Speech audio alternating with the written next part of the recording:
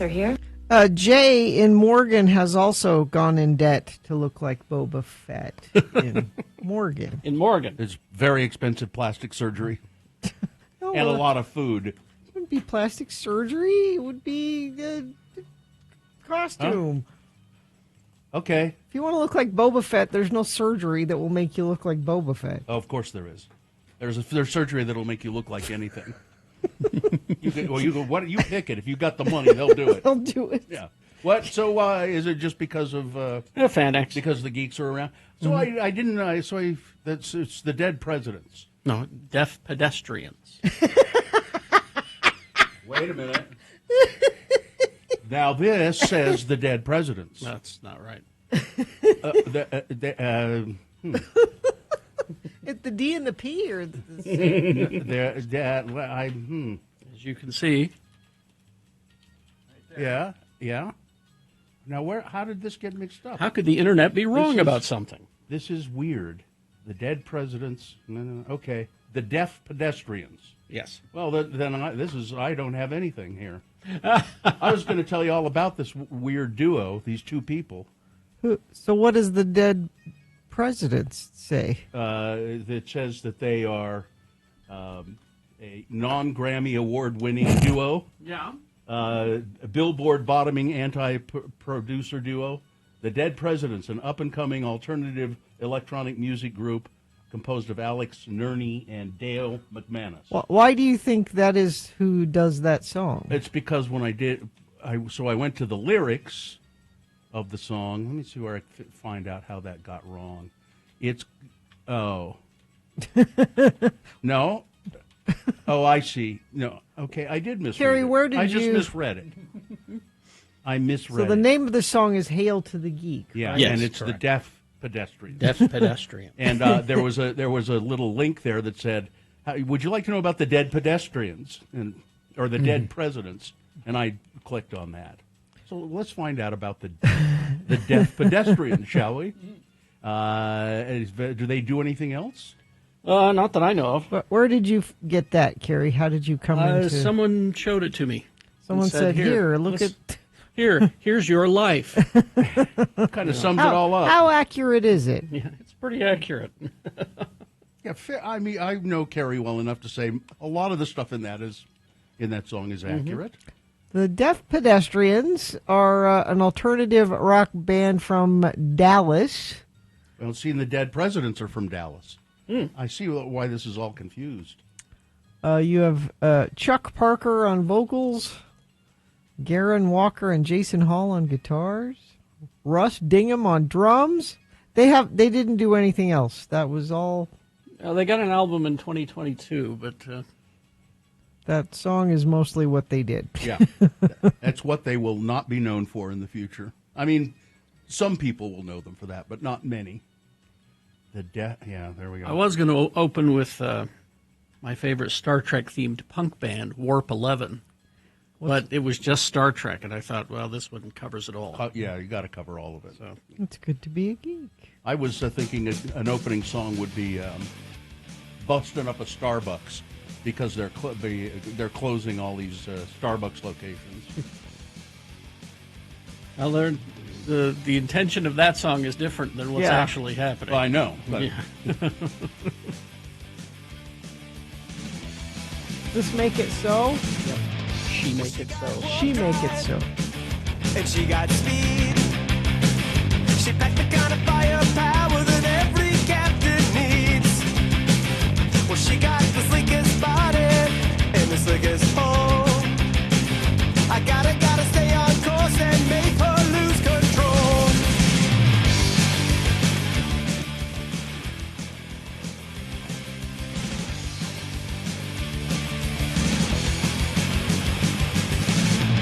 Well, she hardwired and she got chips.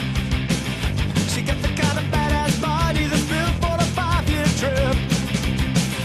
Well, she got orders to boldly go. I gotta open fire and make her make it so. And in our room at night we explode. You have to go to the hook now. You went this far. Oh, yeah, I went this far. She became a broken love slave. Oh, my green skin girl.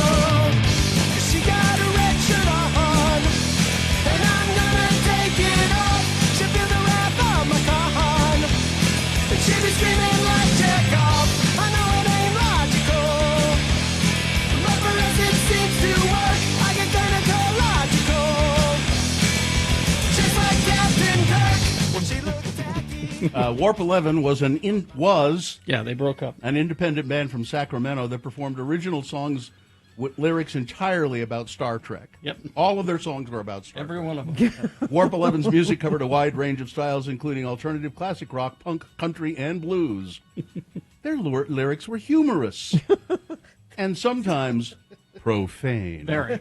Well, Oh, they were interviewed in the documentary Trekkies 2. Yep.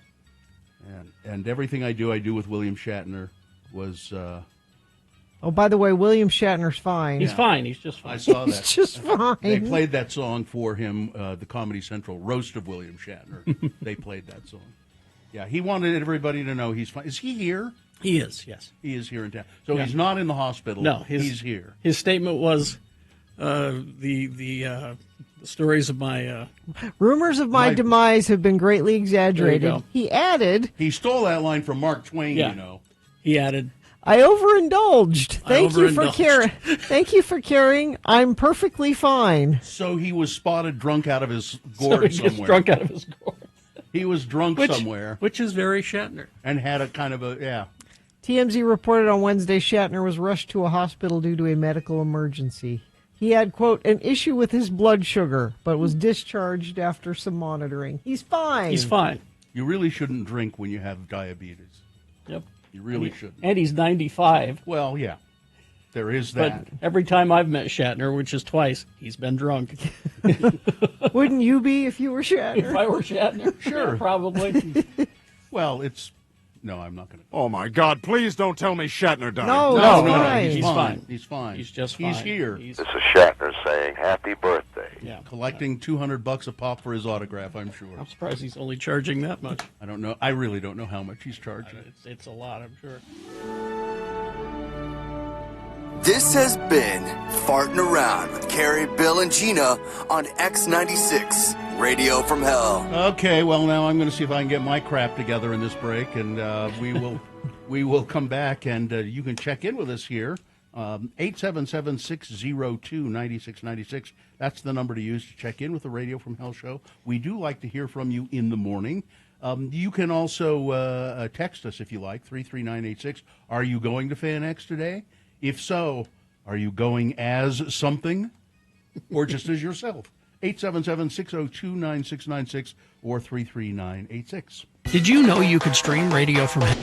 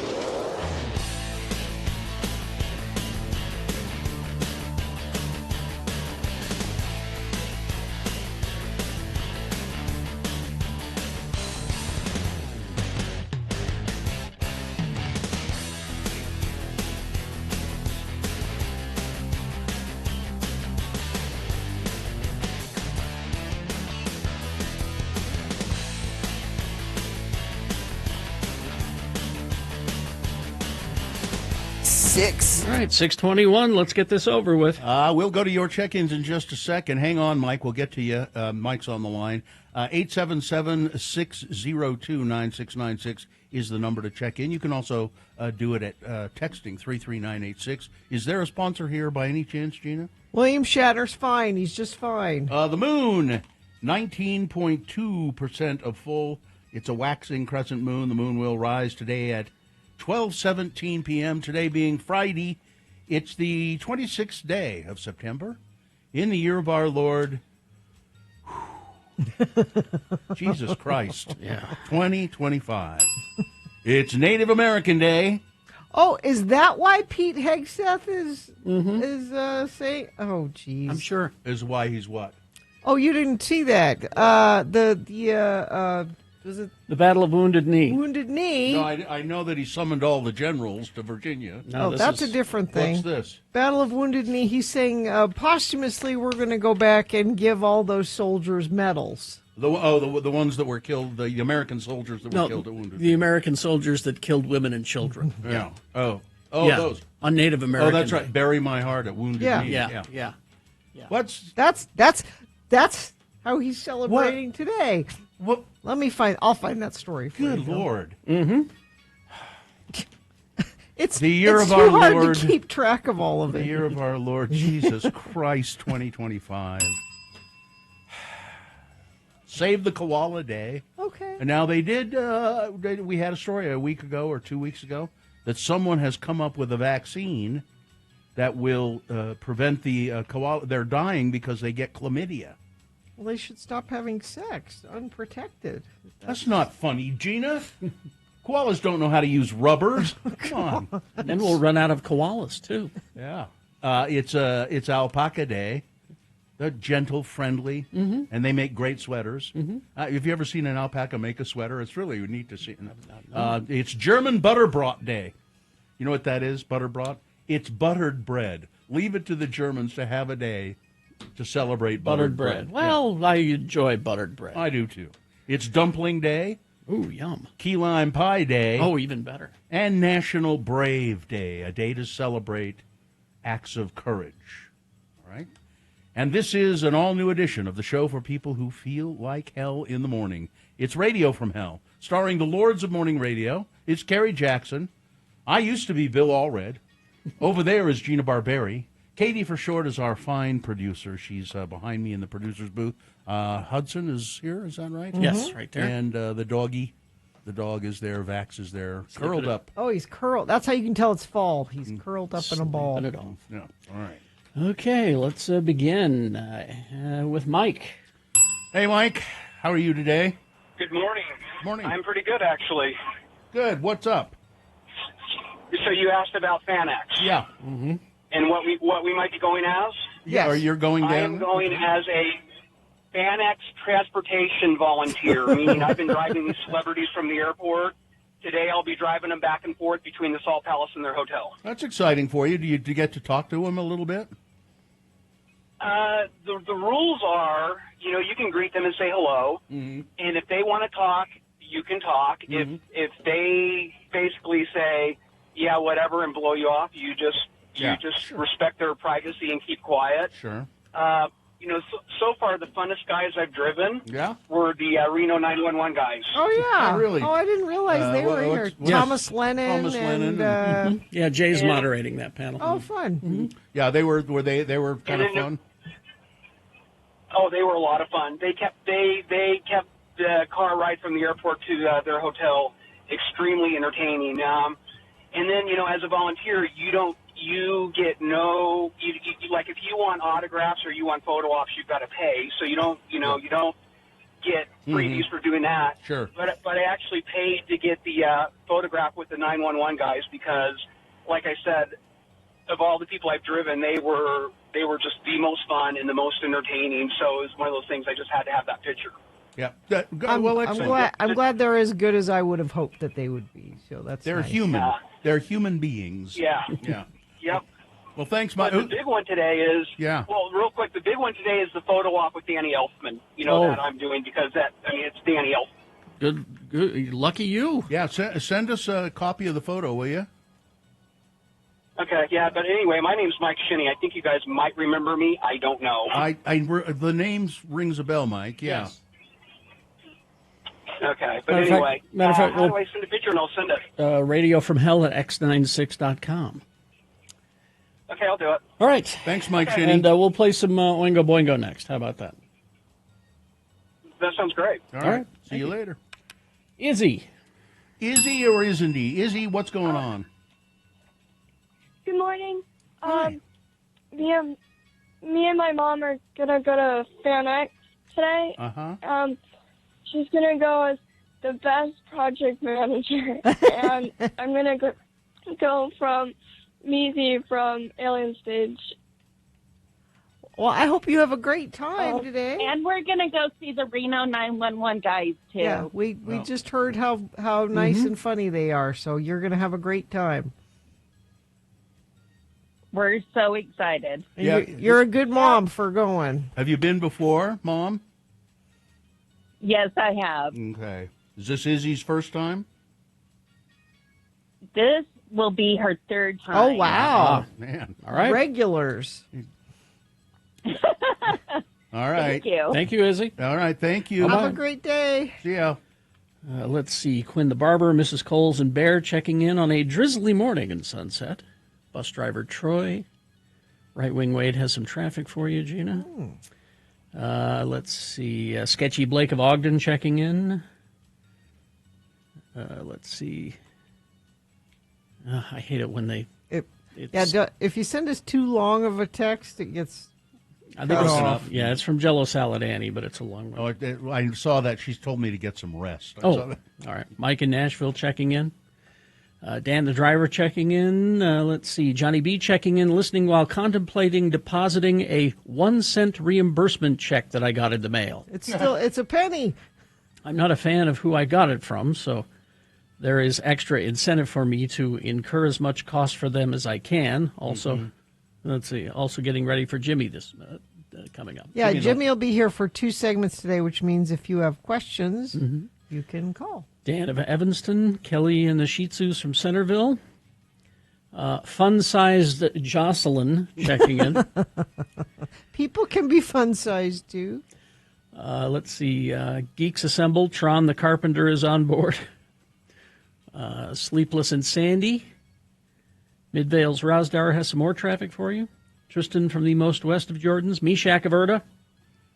Meshach of Erda has something for us. Oh. I don't know when we're going to, either we'll get it today or Monday. But. Ella the Nanny checking in.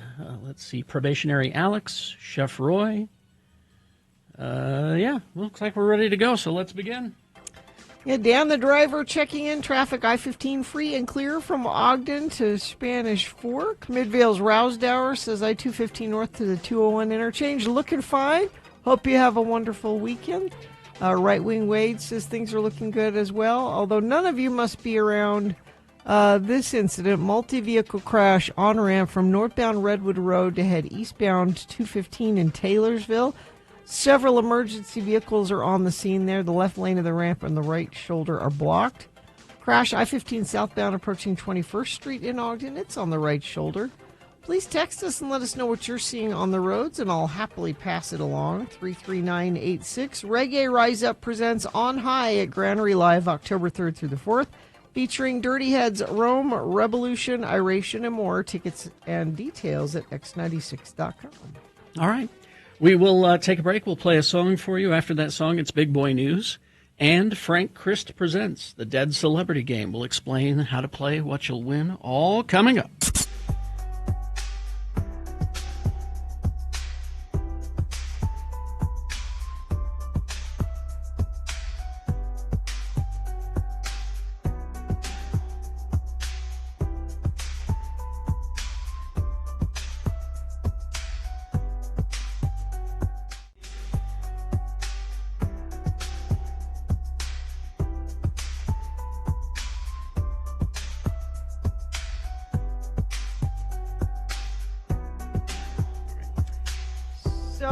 So the tyranny of soccer Yes. is that... I don't know why you parents put up with it. Well, because my son wants to play soccer. That's what I mean. Form a different league. Or he could do something else. He does other things, Tell lots him- of other things. Why don't you tell him to take up whittling? So his team practices in Riverton. So anytime there's soccer practice, I have to go to Riverton. And soccer practice is an hour and a half long. So it doesn't make sense to come home after you've driven all the way out to Riverton. So I have to find things to do while he's at practice. So I usually have a stack of errands that I'll run these errands. Right. And I will find a place that I don't normally go to do these errands in Riverton. All right. How do you find a place in Riverton? You Yelp, this kind of store near me. Okay. And I'm not going to say what kind of store this was. It was a store I needed to do some business in. Was it embarrassing? Is that why you won't tell I us? just don't want to identify the store. Okay. In front of the store is a big placard. All right. With a picture of the old Utah flag. Yes. The blue one with the seal in the middle of it. Mm-hmm. And it says, please save our old flag. Here's a QR code you can scan to sign our petition to save the flag. I ought to walk past that into the store. Yeah. I go into the store, and I had my Navy hat on. Okay. You're like your son said. My son, who is in the Navy. You're a Navy mom. And that sort of signals things to people. Yeah. Assumptions are made. Yes, that's a perfect Did way they to put leap on you? And someone behind the counter said, "Who's in the Navy?" And I said, "My son." He said, "Oh, me too. I was in the Navy too." Yes, yes. And so we had a little Navy back, which is great. I Navy love it. talk. I Okay. love it when people do that. All right. But he made assumptions. Yes. And he said, "Oh, have you signed our petition yet?"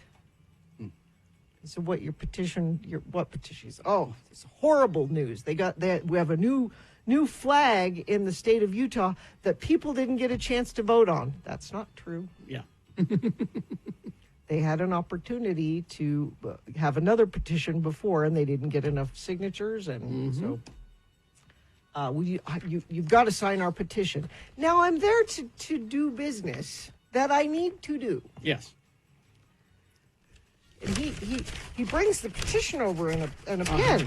You gotta. Yeah. Yeah. I felt like I had to sign it Why? because I felt like I had to sign it. Why? I would just said, no, I don't want to sign it. I like the new flag. I did not. There were other people there. Were they going who to pounce on you? It was uncomfortable. They were all turning.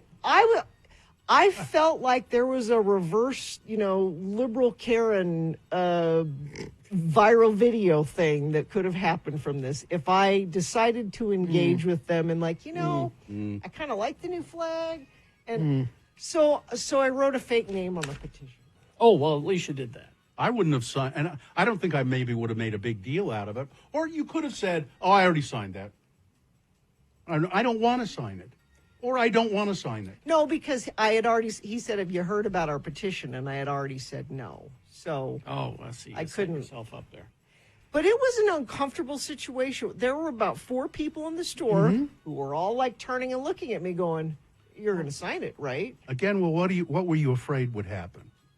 That they would beat you up? No, it was. That they would say, when you feel the energy of a place, and you're like, "I think the best course of action here is to just." Go along to get along. To get along. And then as I'm leaving, he said, we don't make much money here. Can you put a tip in the tip jar? And he holds it. Really? Now that, okay. I you. would say, give me back that petition and cross your name off.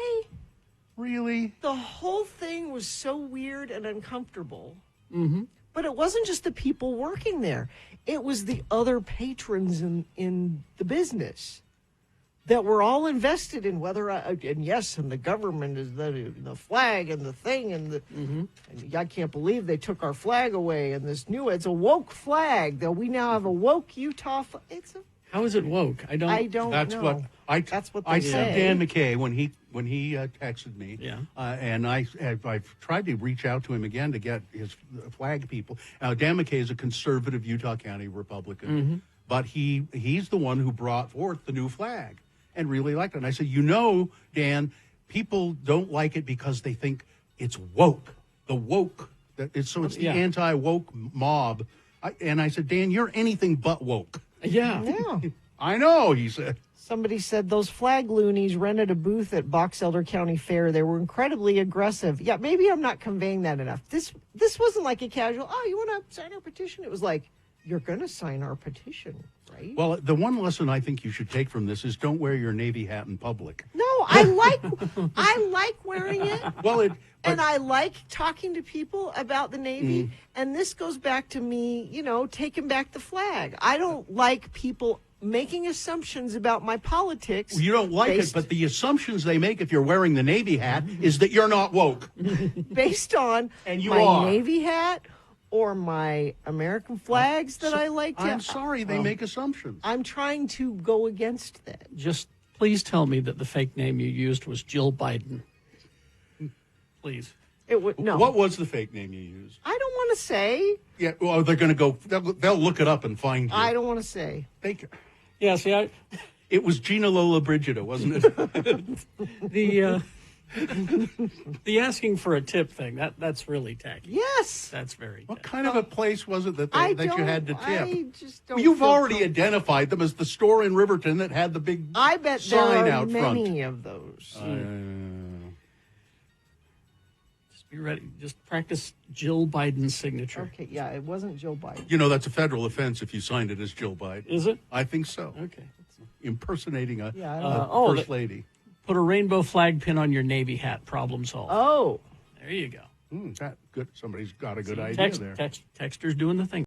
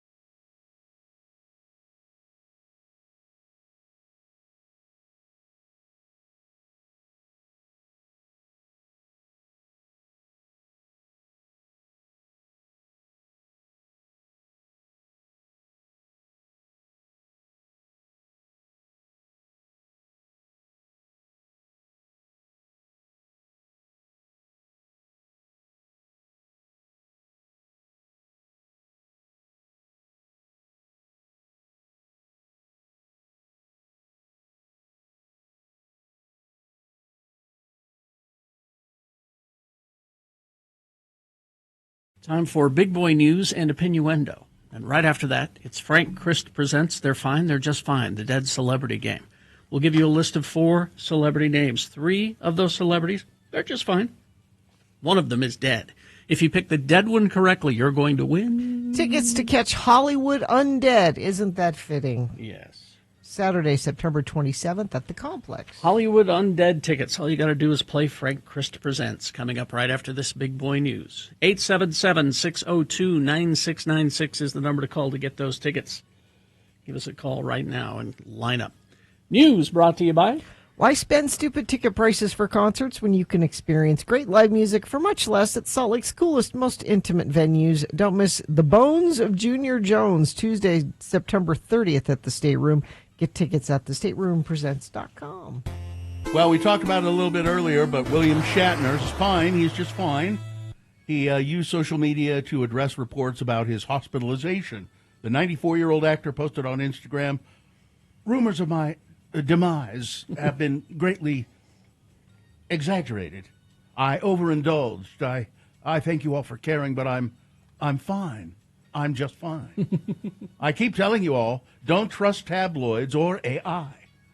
TMZ had reported on Wednesday that Shatner was rushed to the hospital due to a medical emergency, but his agent, Harry Gold, later confirmed that Mr. Shatner had experienced an issue with his blood sugar at his Los Angeles home. He was taken to a local hospital as a precaution, but discharged the same day after monitoring.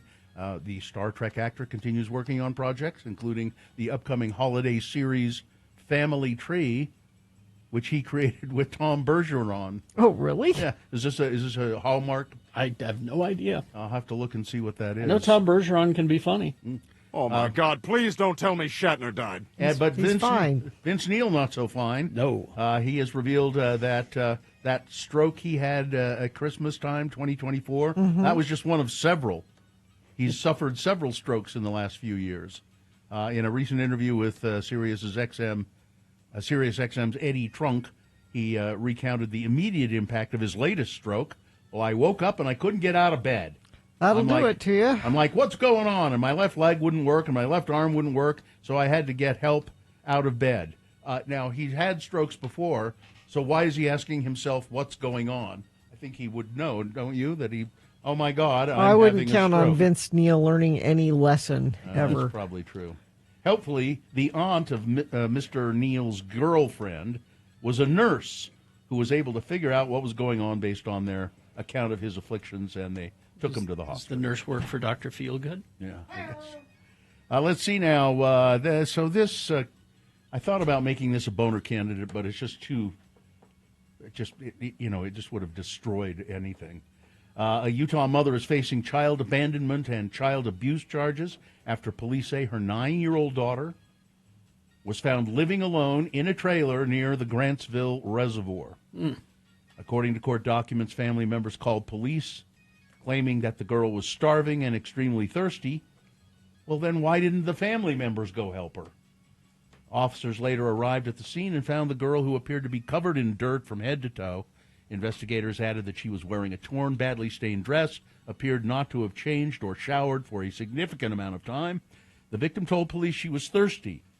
Officers gave her a gallon of water, which they said she consumed as if she hadn't drunk water in a significant amount of time. Jesus. The victim said that she or her mother had been living for weeks in a trailer at the reservoir with no running water. She said her mother would disappear for days, and when she was around, she was usually drunk or high on something. Officials transported the girl to Tooele for possible dehydration and malnutrition. They also interviewed the girl in the presence of her grandmother, and she said, while Mom would sometimes bring a bucket of water up from the reservoir, we could drink that and bathe in it.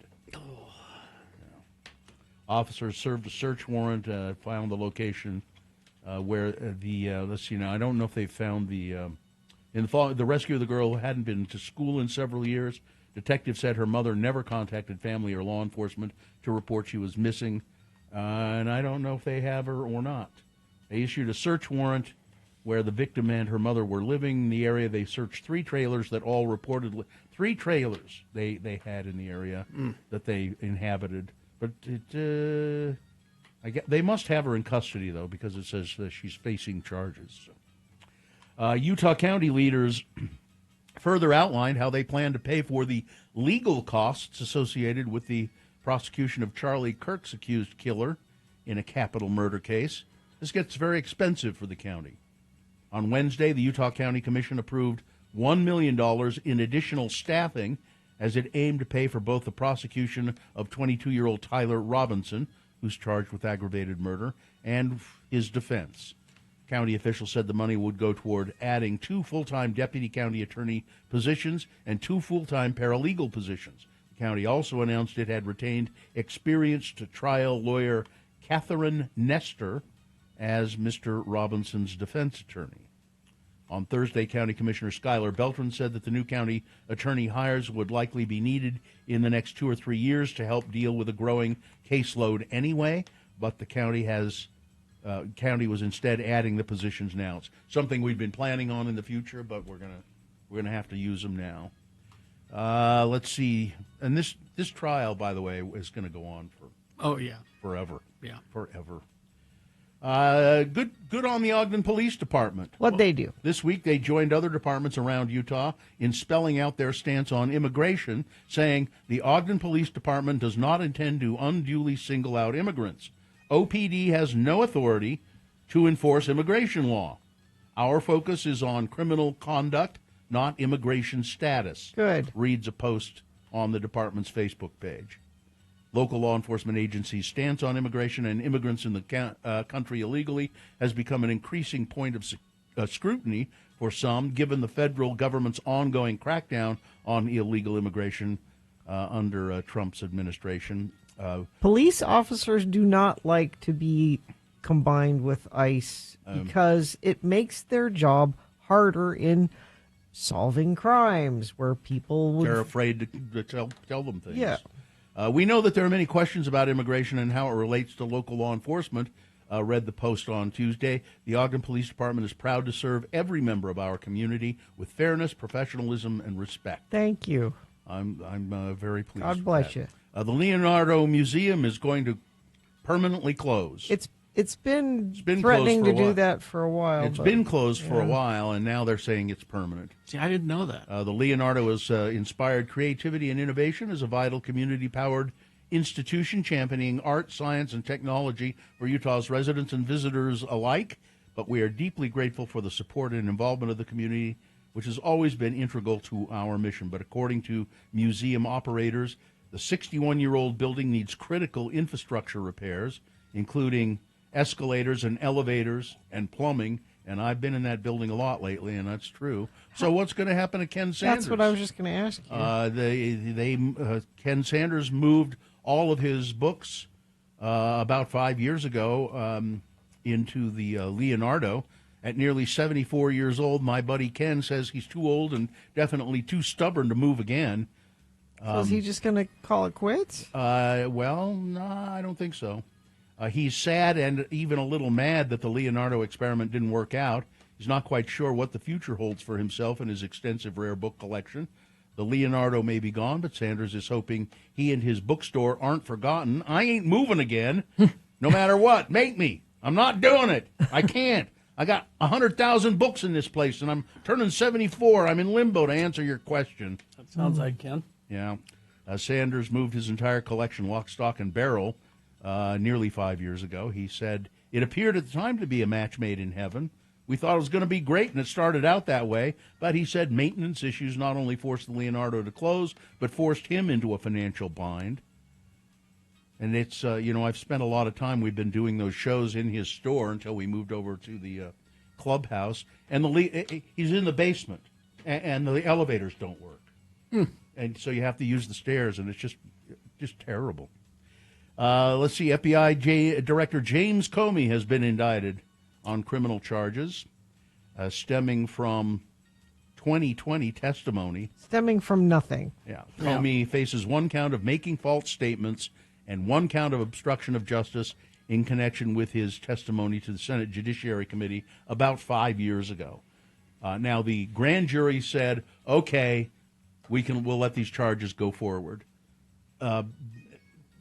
Based on nothing other than what the prosecutor says, because the defense, they don't have any say in the grand jury testimony. No. It's just the prosecution saying, "Look, we think we can get him on this and that, so you should vote to indict," and they usually do. They go, "Okay." Even though very Trumpy attorneys have looked at this and went, "Yeah, we'd love for there to be something here, but there's nothing." Yeah.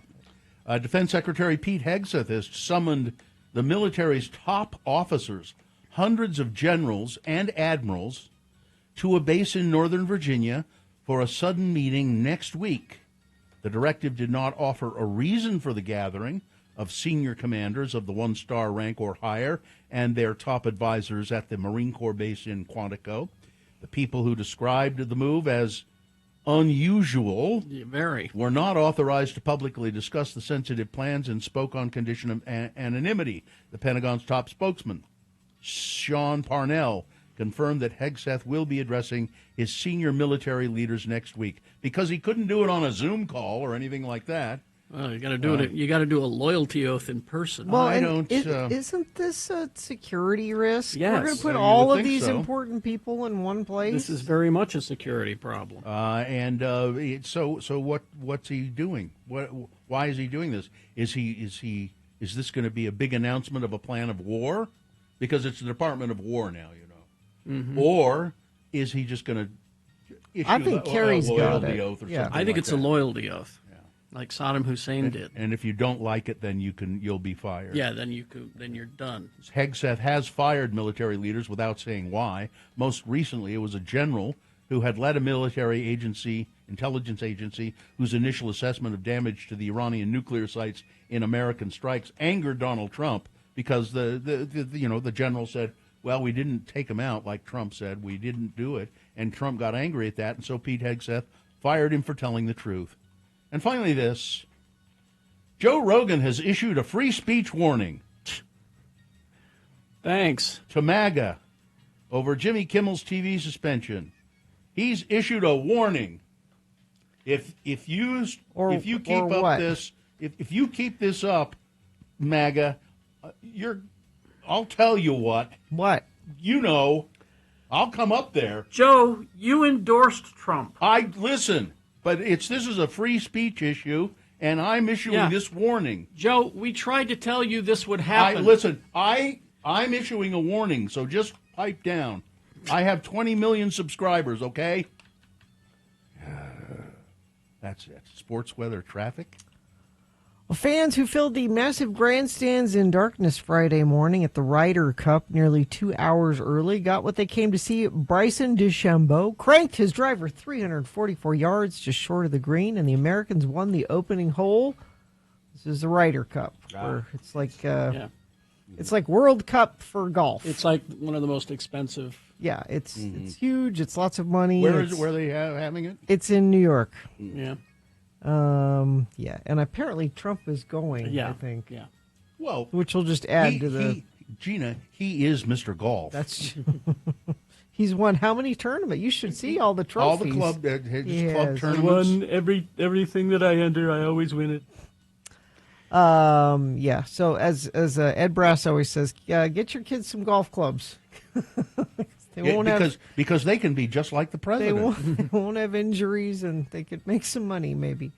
Let's see. Weather. So 81 for a high today. Spotty sprinkles in places. We heard from some friends of the program already this morning that we're seeing that. Only a 30% chance, though. Tomorrow looks just beautiful, 82 and sunny.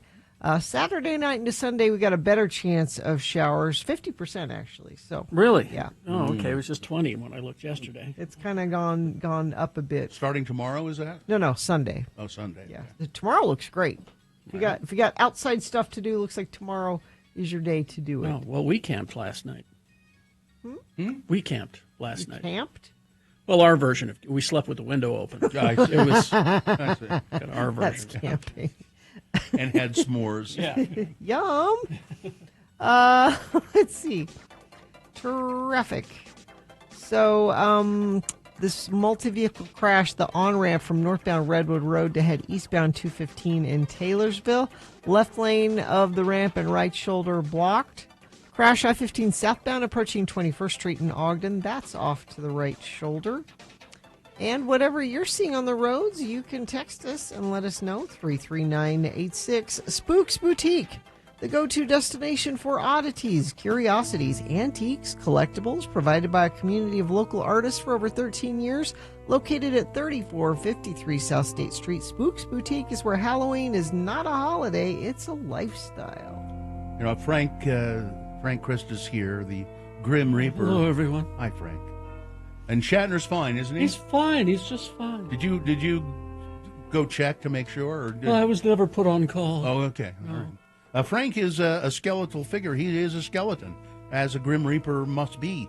And, you know, when he gets out, he has this electric scooter. He flies in through the window somehow. You can plug it in over there if you like. Thank you. But then when he gets out of the scooter, you can tell he's a skeleton. Because you can hear those clicking of the bones as he walks over and sits down at Carrie's microphone. Frank joins us to play the game we call Frank Chris Presents. They're fine. They're just fine. Frank, he reaps the souls of celebrities, and it's a tragedy. It's a curse for him. I don't like to do it. You love them, don't you? I love our precious celebrities. Oh, and you've got so many of them here in town. Oh, yeah. You're going to hang around all weekend, well, aren't you? just in case Mr. Shatner needs me. Try some of our local restaurants, Frank. Bill, why do you do that to him? That's Very so mean. funny. Oh, that's right. You can't really eat, can No. you? Frank joins us to play the game Frank Chris Presents. They're fine. They're just fine. He's given me a list of 4 actors, and 3 of the actors on this list are... Oh, they're just fine. But one of them Frank had to take. And it is a macabre game that we play, but we play it nonetheless with a contestant named... Sierra. Sierra, good morning. How are you? I'm good. How are you? I'm fine. I'm just fine, Sierra. Sierra, This is the dead celebrity game. It's kind of morbid, isn't it? Yeah, but it's one of my favorite segments you guys do. Okay. Well, Sierra, good. you're trying to win Hollywood Undead tickets. They're coming Saturday, September 27th to the complex. Sierra, I'm going to read you these 4 actors' names. You identify the dead one, and you'll get those tickets. Because it's National Brave Day, Frank has given me a list of actors in movies about bravery and acts of courage. Here we go. Number 1, Rachel Griffiths. She was the lead in the drama Amy, followed by her portrayal of Hilary Dupree in Hilary and Jackie, which got her an Oscar nomination. She also received awards for 6 Feet Under on HBO and ABC's Brothers and Sisters. She played the mother of a conscientious objector in the movie Hacksaw Ridge. Number 1, Rachel Griffiths. Number 2 is Lance Henriksen. He was Frank Black in Millennium. Bill Paxton and Henriksen, by the way, are the only actors whose characters were killed by the Terminator, the Alien, and the Predator in separate movies. He was also in the great vampire movie Near Dark. Lance Henriksen had prominent roles in Aliens and Aliens 3, movies featuring the bravery of Sigourney Weaver's Ripley. Number 2, Lance Henriksen. Number 3 is David Alan Grier. He got popular on the sketch show In Living Color. He appeared in a lot of movies, including Streamers, A Soldier Story, Boomerang, Jumanji, and Badass. He won a Tony for A Soldier's Play, and he was nominated for playing Sporting Life in Porgy and Bess, and he was in The Color Purple, about the quiet courage of an abused woman. Number 3 is David Alan Grier. And finally on this list of actors, Robbie Coltrane. He was Hagrid in the Harry Potter films, played a Russian gangster in 2 James Bond movies. He also appeared in Danny, the Champion of the World, Ocean's 12. He did voice work in the animated series cartoon Braves, about a brave Scottish princess. Number 4 is Robbie Coltrane. One of those actors is dead. Sierra, which one is it? Robbie Coltrane. Absolutely. You just nailed that right. She's all over this. Died in 2022, 72 years old. Very good. Very good, Sierra. Now you know your dead celebrities. Congratulations. We're going to give you some tickets to Hollywood Undead. Say thank you, and then we'll put you on hold. Thank you so much. You're welcome. That's very nice, lady. Hang on. Well, Gina, I've got to go. You know, Olivia Newton-John is gone. I had to take her. Yeah. It is her birthday today, so but I'm going to go and just see how she's doing. Just you can visit. See how she's acting. Let her know I said hello. What? Do you have a message other than hello? No, well, she's the one that I want. What? I don't know. It was the first Olivia Newton-John song that came. All right. Well, goodbye, everybody. Goodbye. Don't get physical with her. I-215 South, eastbound on-ramp Redwood Road, 61st South in Taylorsville. There's an accident there. Crash southbound I-15, 24th Street in Weber County. And those are all that UDOT is mentioning. Do you want to mention something? Text it to us, 33986. All right, KXRK Provo. We will take a break after this. Sean Means is here to review movies. Stand by for that. Todd Newcomb.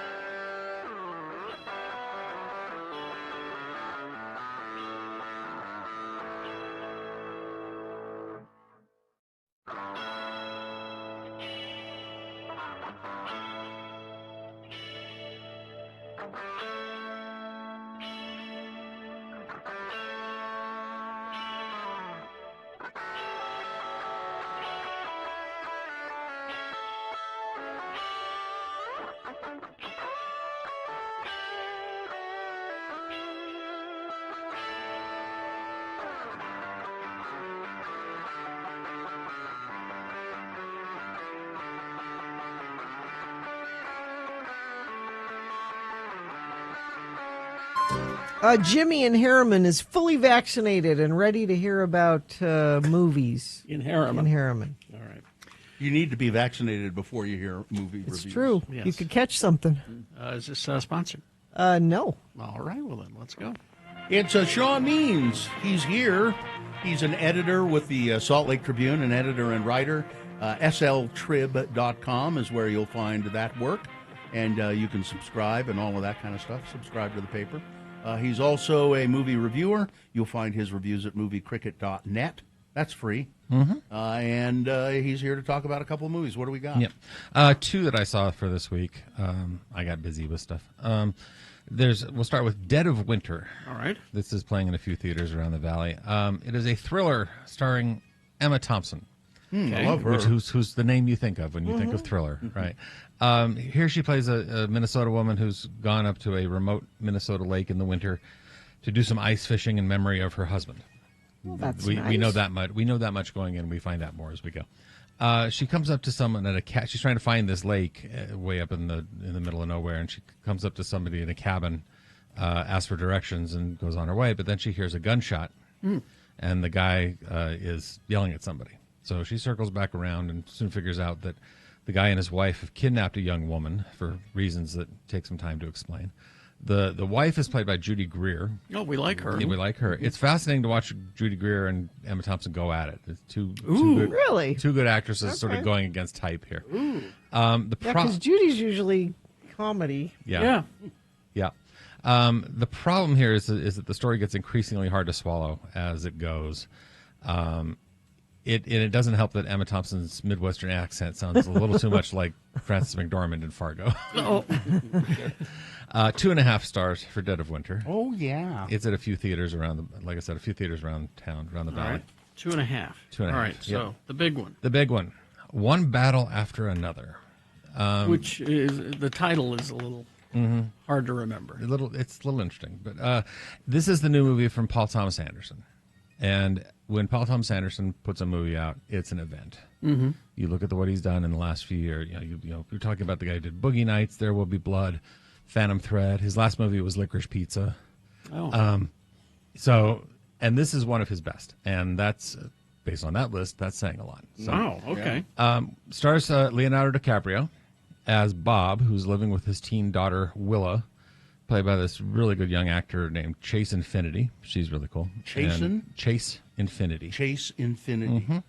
Bob mostly hangs out in his bathrobe smoking pot. It's kind of get kind of a Lebowski vibe about this guy. But Bob used to be a revolutionary radical, leading a group that did things like breaking into federal detention centers and robbing banks, trying to to pay for the overthrow of the government. All right. We see some of that life in the movie's first half hour in the prologue. 16 years earlier, Bob and his lover, Perfidia, played by Tiana Taylor, who's a really charismatic actress. She's sort of the lead revolutionary, and she's so hot that that a Homeland Security officer, played by Sean Penn, becomes obsessed with her. Okay. And that changes everything for all of them in ways that you will see if you watch it. Movie mostly deals with how Bob has to protect Willa from the Sean Penn character, who becomes as obsessed with Willa as he was obsessed with her mother. And so to protect her, Bob has to rely on his old skills as a revolutionary, which are a bit rusty. The network is still out there, but he can't remember all the passwords and stuff. So it's just like, but he's also got it. There's like I said, there's this network of people underground, including a former comrade played by Regina Hall, and Willa's karate teacher, who's played by Benicio del Toro. Oh, okay. who has his own underground thing happening, which is fascinating to see. Out of your sensei. Yeah. They refer to him as sensei. Yes. The great thing about this movie is that it's got bits of drama, comedy, political satire, action, and Paul Thomas Anderson weaves it together really well.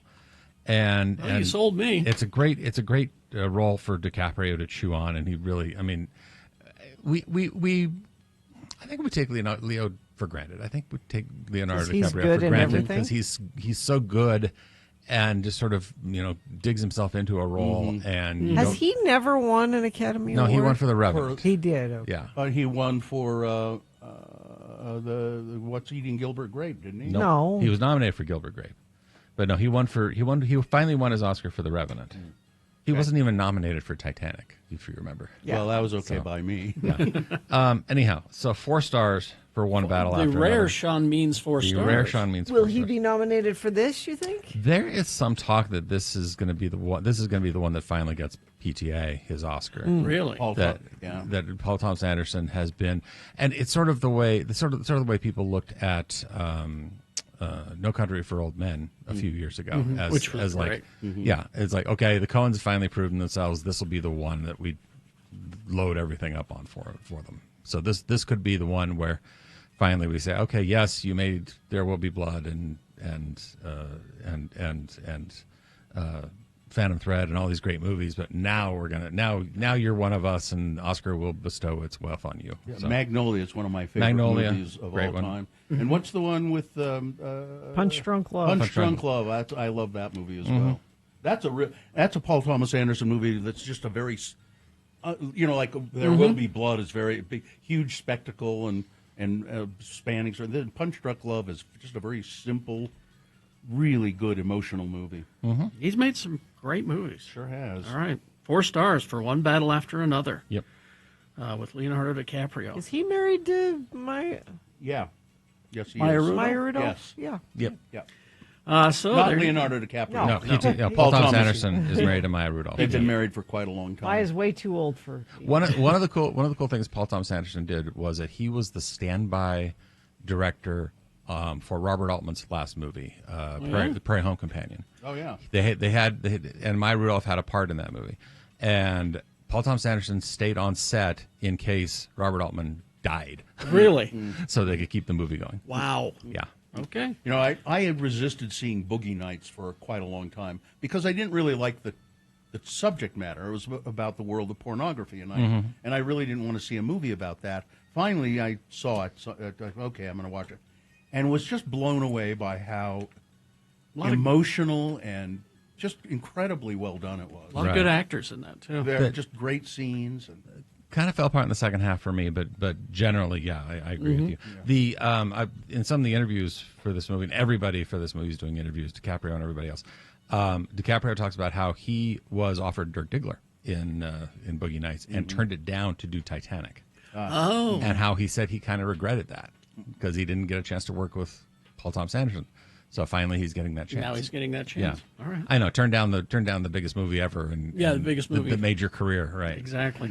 So what do we got next week? Next week, okay, so October is coming, and so we're starting to see the Oscar bait movies.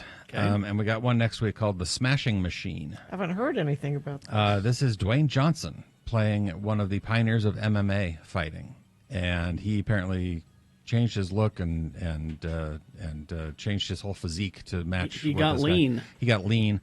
And yes, we are talking about Dwayne Johnson for Oscar consideration. I'm predicting that he will just be the same guy he always is. Well, it's supposed to, it got great response at like Toronto and the festivals and so on. Emily Blunt plays his wife. So they're back together again. So were they together? I never. The Jungle Cruise. Oh yeah. Okay. Yeah. Oh, that was a great movie. Yeah. different movie altogether. Yeah. So it was good. I just said they worked together before. That's the big one next week. Yeah. Also, Good Boy. Good Boy, which is a horror movie where the lead character is a dog. Oh. It's a horror movie. Yeah. Is he a mean dog? hero dog? He's a hero dog. He's a hero dog. Okay. He's a good boy. He's a good boy. boy. Because that could have been ironic, good boy. It Yep. could have been, Yeah. oh, he's not. No, it's not. It's not. I don't think it's Cujo. I don't think it's. All right. Well, thank you, Sean Means. Go and Sean doesn't have anything at FanX today. No, but I got 4 panels tomorrow: 3, 4, 6, and 8. So There you go. I do the afternoon shift. Thank you. Thank you, Sean. All right, traffic, Gina, please. The overnight lane restrictions not been lifted yet on westbound Pioneer Crossing in Lehigh, so that's causing delays you might not be expecting between 5th West and Saratoga Road. I'd love it if a friend of the program gave me an update on northbound Redwood Road headed eastbound to 215. UDOT hasn't updated that in a minute. Maybe you're in the area and can let me know what you're seeing there. If things are getting better, that would be great. If you could let us know via text at 33986. All right, here we go with Boner candidates. Boner candidate number 1 that you'll be voting for in just a few minutes is, this is a morally bankrupt person representing a morally bankrupt administration. Boner candidate number 2, when robots attack. Ooh. And number 3, we'll show them. We're going to pork them.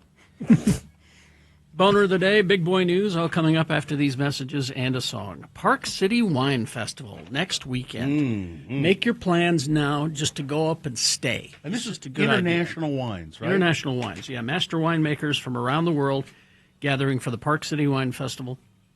So, plan on staying up there, and having a great It's time. kind of like a staycation. Yeah, exactly. You'll meet the winemakers or vintners, expand your palate during the grand tastings. They feature an impressive curated selection of domestic and international wine, premium craft beer, and seltzers. There's live music. There's food there. First-rate restaurants in town have come together to create special menus. Whether you're dreaming of pairing reds with red meats or whites with seafood, the perfect pairing is at your fingertips.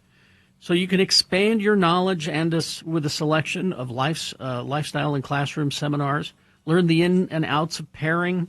Combine your love of nature with your love of wine. It's going to be a whole thing, and I'm really looking forward to it. Stay and play. Go to parkcitywinefest.com for tickets and lodging options. parkcitywinefest.com.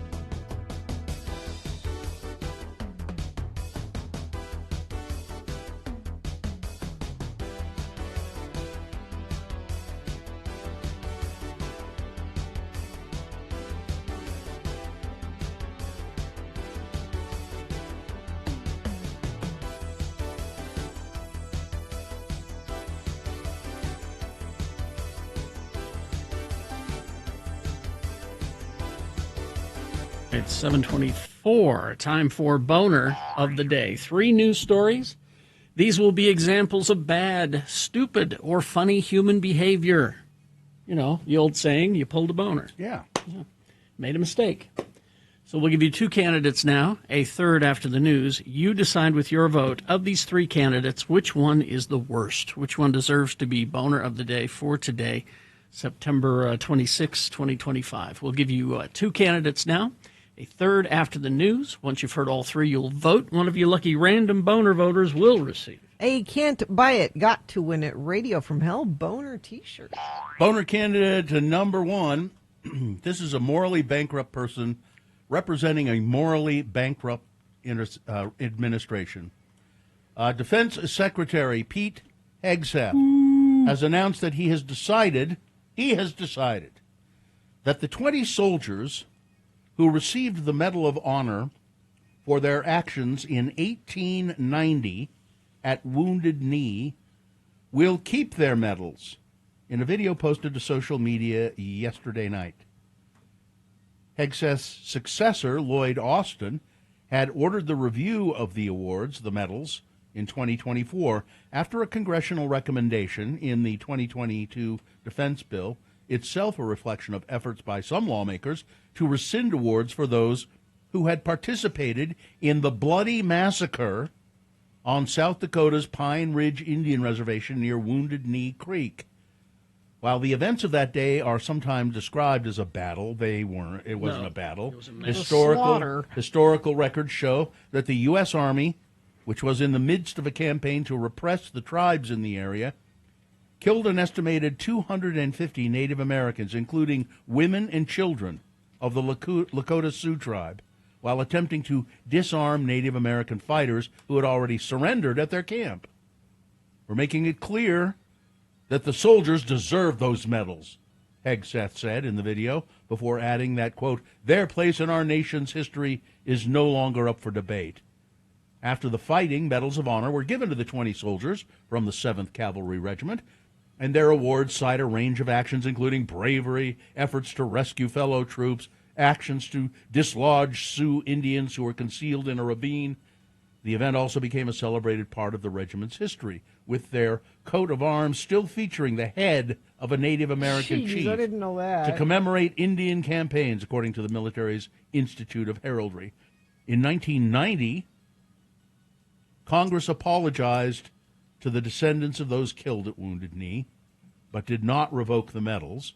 According to Hegseth, the review panel, ordered by Lloyd Austin, concluded that these brave soldiers should, in fact, rightfully keep their medals from actions, but an official from the Defense Secretary's office couldn't say if the report he was referencing in the video would be made public. Donald Trump issued an executive order in March titled, Restoring Truth and Sanity to American History. These are the actions of morally bankrupt people. Boner candidate number 1. Hegseth also restored a 1914 memorial to the Confederacy that was removed from Arlington National Cemetery. That monument featured a classic female figure crowned with olive leaves representing the American South alongside sanitized depictions of slavery. Boner candidate number 1. Here's Boner candidate number 2, when robots attack. Hey. A Southern California man with cerebral palsy used his iPhone to record his frustration as a delivery robot continuously swerved into the path of his mobility scooter before suddenly braking resulted in a bot-on-chair collision. He had no clue the explosive impact that this video would have. Mark Cheney, a disability advocate, said he shared the video of the collision in West Hollywood to raise awareness about challenges faced by people with disabilities and hold the company accountable for the robot's behavior. Less than 2 weeks later, it has received more than 26 million views. Serve Robotics has drawn criticism for the behavior of the robot and the danger posed to people using scooters or wheelchairs. So this is a delivery robot, a serve bot. You order some food from somewhere, they load it onto the robot, program it to go to where you are, and it works okay. A lot of times it works okay. But Mr. Cheney has been accused of staging the incident, but you look at the video of it, the robot was just I mean, it wasn't intentionally trying to obstruct him, but it was not making things easy for him. And he did crash into the robot because it stopped abruptly. The company said they apologize. That usually that this is a very rare case. We regret that it happened. We wouldn't want to impede people with disabilities by any means. They just roll these things out with not enough testing, you know? Apparently, this company's had pretty good success with it. It's been very safe. But this is an incident where it didn't work out. When robots attack, boner candidate number 2. Coming up in a moment, boner candidate number 3. We'll show them. We're going to pork them. Boner candidate number 3 coming up after this. Big Boy News and Opinnuendo brought to you by... Catch Hollywood Undead Saturday, September 27th at the Complex. Get your tickets now at x96.com. Well, a federal judge said yesterday he'll rule very shortly whether to toss out 2 prostitution-related charges that Sean Combs was convicted of in July or to move forward with a sentencing plan next week. Judge Aaron Subramanian listened to... Subramanian, really? Subramanian, yes. I believe it's probably Greek. Huh? Arun Subramanian. Sounds like he's from another planet, doesn't it? Listened to nearly 90 minutes of arguments by lawyers over whether the charges were properly brought against Combs. He is scheduled to be sentenced next week in Manhattan federal court for his conviction on 2 counts of alleging that he arranged interstate travel for people engaged in prostitution. He had other violations tossed out, Mann Act convictions, racist and sexist or origins is what his defense attorneys said. And the jury acquitted him of sex trafficking and racketeering, but they still left the charges of prostitution. I think he's going to get out. Oh yeah. Well, he's rich. Of course, he's going to get out. I think he's been in for 13 months, something like that. They'll say time served, and that'll be he'll that. be out. Justice for the rich. The entrance to Lagoon Amusement Park was approved Thursday for a full Utah liquor license in anticipation of a new private club opening at Lagoon. A variety of businesses, including an amusement park in Farmington, a bar, and several restaurants, received liquor licenses Thursday. The DABS Liquor Commission awarded licenses to serve beer and wine to 3 restaurants, bar licenses to a pub in Milford, and the amusement park, a license to sell beer at a beach volleyball venue. These are all the things they did. And full liquor licenses to 9 restaurants. But the Lagoon Amusement Park, which currently can serve beer in its beer garden, I'd forgotten that. I haven't been to Lagoon in a very long time. Yeah, I forgot me too. that they a few years ago they did open a beer garden. They have now been approved for a full liquor license for a private club opening at the park next spring. Listen, if they don't have a cocktail called Bulgy the Whale, this is a crime. Or even one called the Tilt-A-Whirl. The park creative director, Adam Leishman, said the new amenity will be so similar to the Walt Disney Company's Club 33, an exclusive members-only club. So this will be a members-only kind of thing? Yeah, it's a private club. It will serve alcoholic beverages to adults within Lagoon Park. Sure, fine. I think Lagoon, why not? The new club will be located in an empty space above the park's Carousel Candy Shop and the Peacock Parlor Ice Cream Shop. Oh, I know where that is. Yeah. I don't have any idea. It's been a long time. They will be opening next spring. Let's see this is really the very definition of petty. The latest snub, part of U.S. President's attempt to delegitimize his predecessor. Yep. Donald Trump has added a presidential walk of fame to the exterior of the White House, featuring portraits of each of the previous commanders-in-chief, except one. Instead of a headshot of Joe Biden, Donald Trump has placed a photo of an auto pen signing Joe Biden's name. It's just so petty. It's just like childish. A reference to Trump's frequent allegation that the former president was addled by the end of his term in office and not really the one making decisions. Well, the U.S. Navy, Gina? Yes, I'm listening. Put on a light show.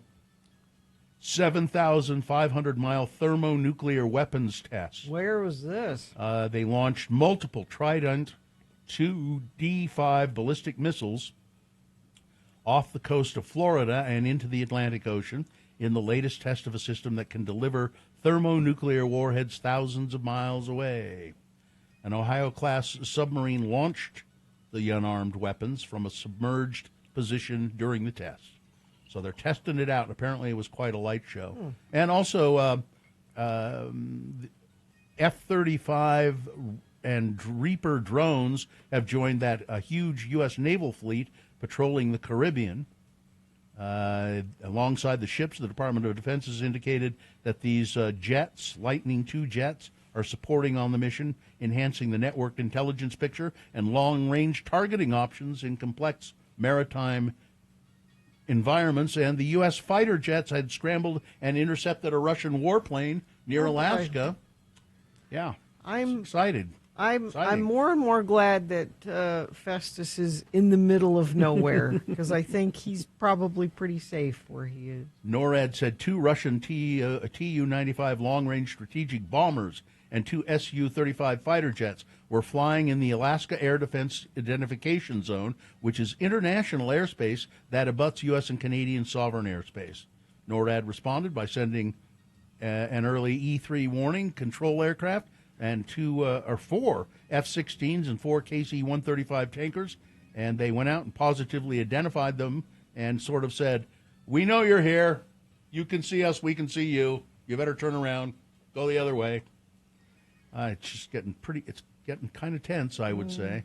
Ukrainian President Volodymyr Zelensky warned that the Kremlin will become a target, and Russian officials should check for bomb shelters if Moscow does not stop its invasion of his country. They have to know where their bomb shelters are, Zelensky said. They're going to need it. If they will not stop this war, they will need it. Okay. Amazon is going to have to pay $2.5 billion in Federal Trade Commission settlement over deceptive prime enrollments. Which is pocket change to them. $2.5 billion settlement with the Federal Trade Commission, which said that the online retail giant tricked customers into signing up for their Prime memberships and made it difficult for them to cancel after doing so. Because if you can afford to pay a fine, everything is legal. Yeah. And finally, this story. A customer saved an extremely rare orange lobster from a grocery store tank and returned it to the ocean on Wednesday. Oh. Kyle Brancato spotted the unusual crustacean at Tops on Jefferson Road in Henrietta, New York, and bought the lobster to prevent it from being eaten. I think the only reason it was still in the tank was people probably thought it had a disease or something, Brancato said. He set up a temporary saltwater tank and then contacted Humane Long Island, which took custody of the lobster. The rescue group named the lobster John Claude Van Damme. What? And then they released it into the Long Island Sound. Orange coloration occurs in only 1 out of every 30 million lobsters. So it was a very rare specimen. The guy spotted it and said, this guy deserves to live and not be eaten. So there you go. All right. Weather traffic. Well, let's see. We've got about a 30% chance of showers today. Not great, but we heard from a few friends of the program that we're having some spotty sprinkles this morning. 81 for a high. Overnight low. Carrie, you can camp again tonight. 57. Oh, good. Sleep with the window open. I think I had a little sprinkle of rain on my windshield on my way to work. I did too, yes. Yeah, just... So a little spotty sprinkle. Tomorrow looks just beautiful, sunny, 82. Better chance of rain looks like Saturday night into Sunday. They're saying 50% chance for that, 78 for a high on Sunday. Traffic, the lane restrictions on Pioneer Crossing westbound are being lifted. Traffic should return to normal soon after leaving I-15 headed towards Saratoga Springs. That's it. Everything else seems to be moving well. If you see something in your area, identify us in your area and let us know what's around you. Text us 33986. All right, here's boner candidate number 3. We'll show them. We're going to pork them. Two Syracuse University students face hate crime charges after authorities say one of them tossed a bag of pork into Jewish fraternity house on Rosh Hashanah. Jesus. Not The helping. incident occurred 6 p.m. Tuesday at the Zeta Beta Tau fraternity house, where members had gathered to mark the Jewish New Year, according to the school's chief student experience officer. I'm the chief student experience officer, Alan Groves. One of the two men charged is accused of entering the home, the frat house, tossing in a clear plastic bag of pork against an interior wall, splattering the contents there and onto the floor, the university police said. The man then fled the home and got into a vehicle driven by another man. The two were both 18, were soon captured, and have been charged with burglary as a hate crime and criminal nuisance. They said that the hate crime charge came about because it happened on a Jewish holiday at a historically Jewish fraternity. Boner candidate number 3. We'll show them. We're going to pork them. All right, let's review the first two and vote. Boner candidate number 1. This is a morally bankrupt person representing a morally bankrupt administration. Pete Hegseth announcing that the 20 soldiers who had received medals of honor, even though they massacred Native Americans, 250 Native Americans at the Battle of Wounded Knee, at the time they received medals of honor for that. Those were recommended to be taken away by Mr. Hegseth's predecessor, but Hegseth said, no, they get to keep those. They are brave men. They get to keep their medals of honor. Boner candidate number 2, when robots attack. Poor guy, this guy in a disability scooter, a delivery robot. He tangled with a delivery robot that just didn't know how to get out of his way. And Boner candidate number 3, we'll show him. We're going to pork him. All right, let's get to vote. 1, 2, or 3. Remember your candidate number, the one that you think should win. Put that single digit in the message of a text. Which one is the worst, 1, 2, or 3? Text that to 33986. Or you can call Katie in the producer's booth. She'll take your live voice vote at 877-602-9696. Or you can go online, x96.com. Look for the box that says Boners, September 26, 2025. Click and vote. If you don't see that box, refresh your browser. It'll appear. Click and vote. All right, you got till the end of these messages to get your vote in. Then Jimmy the Wine Guy is here. Have another drink with Jimmy coming up after these messages. Stand by for that. ranlife.com/x96. Local mortgage company Ran Life, and if you have any need of a mortgage, these are the people you want to contact. They really, I've worked with them before, and they do a terrific job. And so if you want to find out about this money that's available from the state of Utah, they're giving out up to $27,500 to help people buy homes, your next home or the home your first home, whatever, doesn't matter. The best part is you can make a down payment assistance program, and it doesn't come with a second mortgage payment. Most of them do, but not this one. No second payment. Ran Life knows how to do that. They know all the ins and outs of these kinds of programs. Ran Life has been helping Utahns for years, so if you've been thinking about buying, this is the time to do it right now. Go to ranlife.com/x96. They can explain this program to you, and they have other mortgage, as they like to say, other mortgage products. ranlife.com/x96.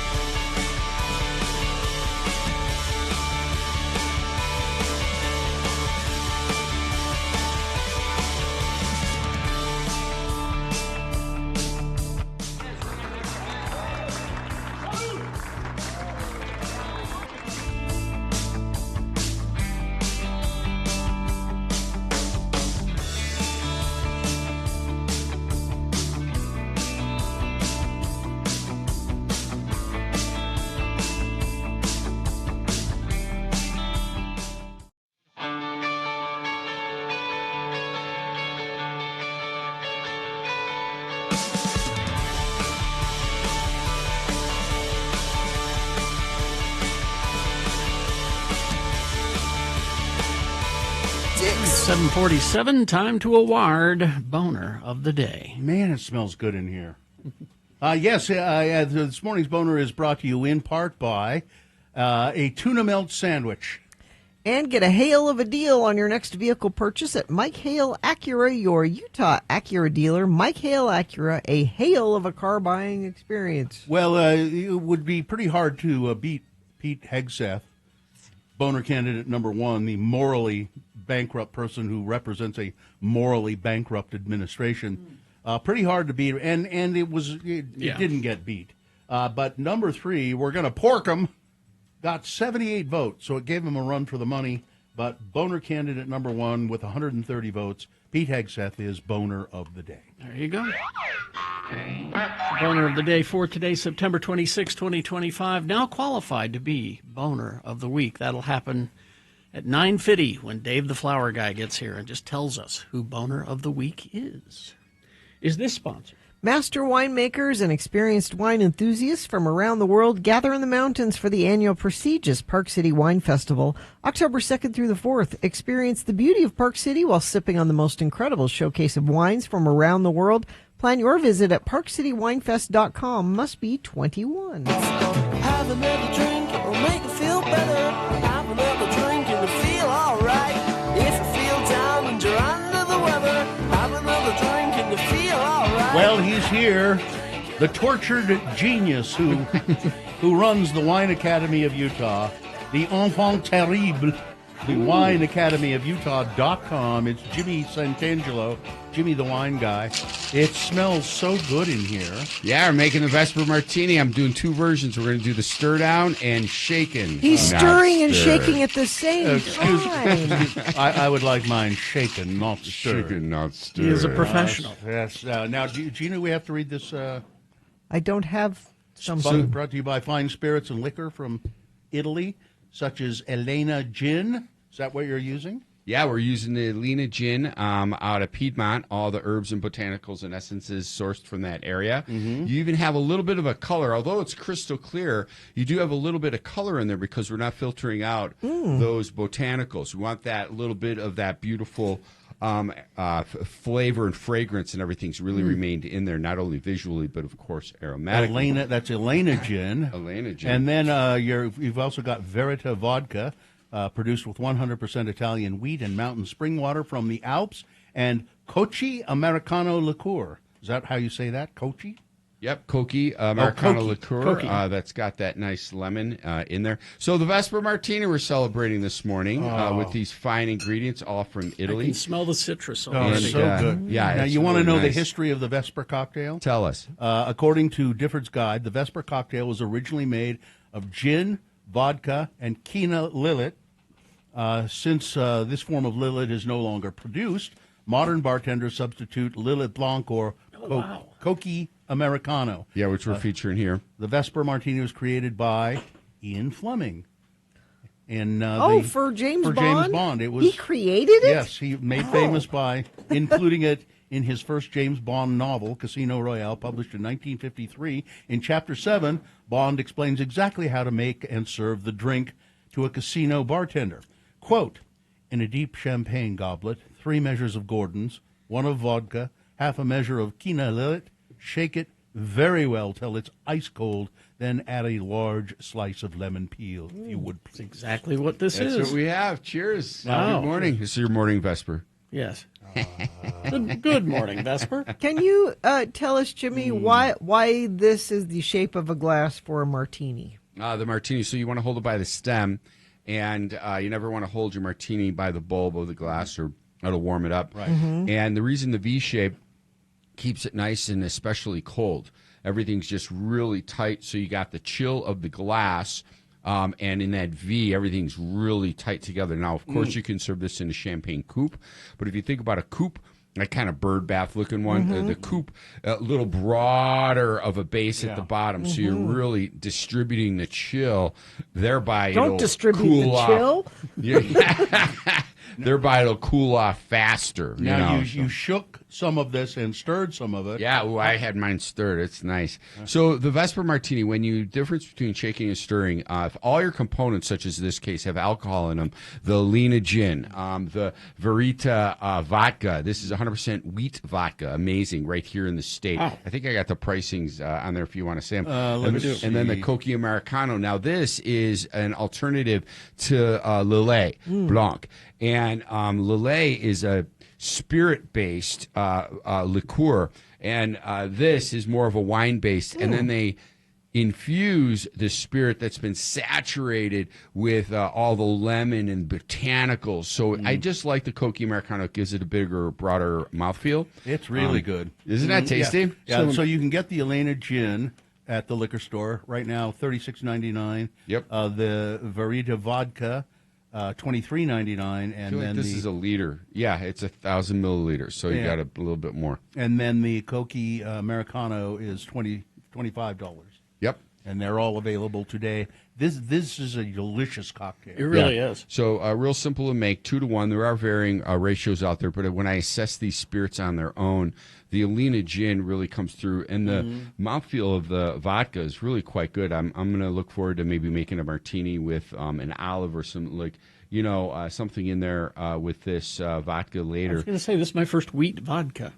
Excuse me. Yeah, it's a little creamier on the palate. Yeah. Triple distilled, and then they go through which it's I have it on the note. It's not a lambic still, but it's a short, squatty still. The vodka initially triple distilled, 4th distillation through an antique wood-fired Bain Marie. Yeah, the Bain Marie. That's like a short, squatty copper still, and that's the final distillation. So you're really letting some of those fatty fusels come through those compounds. But after it's being triple distilled, a lot of that didn't make the cut anyways. But you can taste in the Coqui, you can taste the elderflower too. Oh, nice. Yeah. It's a very floral drink. It is strong. You have all the components back to difference between shaken and not stirred. The standard, the principle, the rule of thumb. You can always break those. The rule of thumb is if all the ingredients in your cocktail have alcohol in it, then you're going to stir it down. You don't want to over dilute. You're going to cloud the drink. Where when I shook Bill's, like his glass is still chilled on the side wall there, where ours isn't. And he would have received more dilution through the vigorous action of shaking the cocktail. And you may even get some shards of ice over the top. That, crystals. of course, if you They're crystals. They're crystals. I guess it's just a matter of I didn't realize that you were supposed to. You're really supposed to stir martinis and that kind of thing. But then James Bond always said shake and not stir, and so I'd always had mine shaken, and I like that because it's colder. That's my thing. That's why I like it. It's No, colder. for sure. Plus, that's my favorite sound, is that shaker. But the stir down isn't like it's not room temperature. It's totally chilled. Yeah. It's very cold. And the flavors really. I'm going to revisit it. The flavors really come through. Can I revisit it? Everyone, let's all revisit it. Hello again, Vesper. This is so decadent. Wow. Having a Vesper martini at 8:00 in the morning. But it's sure It's really good though. And it's a matter of the quality ingredients. The Elena Gin, touch of color. All these are from Italy. All these products are from Italy. The Verita, the vodka, just delicious. We This waned vodka on is about great. that. And then the Coqui Americano, really quite good. Just an alternative to Lillet. The Lillet Kina was the original James Bond, Ian Fleming's in 1953 Casino Royale. And they no longer produce that, so they just defaulted to traditional Lillet. But I believe, in my opinion, based on writings and literature, that this is reflecting this. The Coqui Americano reflects the original. I can't believe I discovered this martini, Vesper martini, only 4 or 5 years ago, and I've been drinking a lot more than that, many more years than that. But I discovered it, and I went, wait a minute, it's got 3 different alcohols in it. Yeah. And it still tastes pretty good and not too strong. Yeah, it's really good. Exactly. Yeah, that's why it's great. And that's why Jimmy is the man. So call and talk to Jimmy the Wine Guy. 877-602-9696 is the number to call if you have questions for Jimmy, not just about wine, but cocktails. Wine food. Academy of Utah events. Yeah. Events, restaurants, all kinds of fun stuff. So call him up, 877-602-9696, or text your questions if you're shy, 33986. Traffic, Gita, please. Yeah, I heard from a couple friends of the program. One says 13th East and Sandy at a complete standstill at approximately 94 South. Thank you for sending that in. Also, Hill Air Force Base Southgate really backed up. Currently a 15-minute delay. Friends of the program are saying thank you for alerting us to that. How do you alert us? Well, you text us. 33986 like this. Free gray plastic trash can HOV lane between 106 South and 90th South northbound I-15.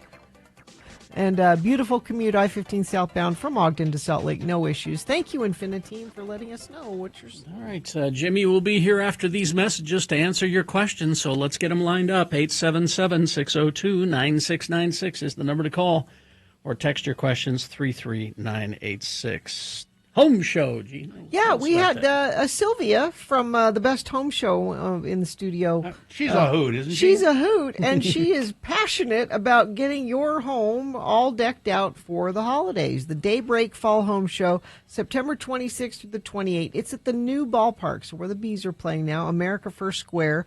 It's fall, and the beautiful fall colors are in full swing. That means winter is coming. Holidays are approaching. You need to get your home organized. And you can do that with a pro like celebrity Jennifer Gardner, who will be there. Find everything you need to prepare your home for the holidays. It's Daybreak Fall Home Show, September 26th through the 28th. Free parking, free admission, hourly prizes. There are these dots, colored dots on the floor. You just go stand on one. They call out a number, and you can win a prize. Bring the whole family because it is free admission. Details and all the things you need to know about the different vendors and things that will be there, go to thebesthomeshow.com. That's thebesthomeshow.com. You can watch.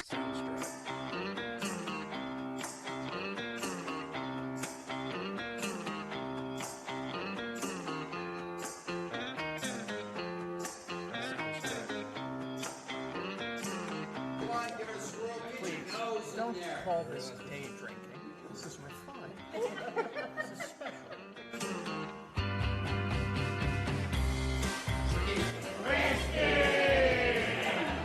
Cheers, everybody.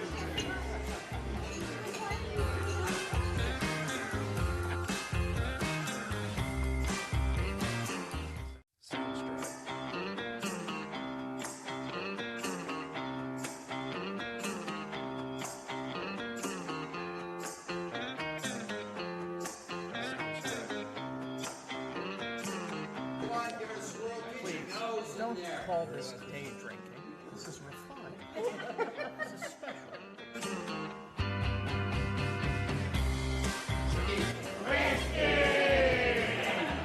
Cheers, everybody.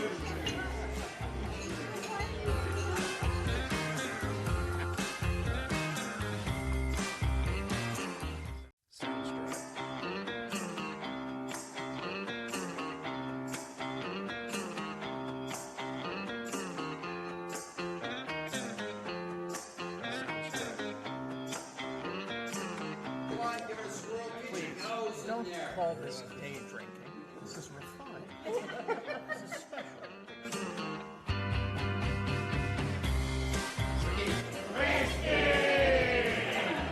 Cheers, everybody.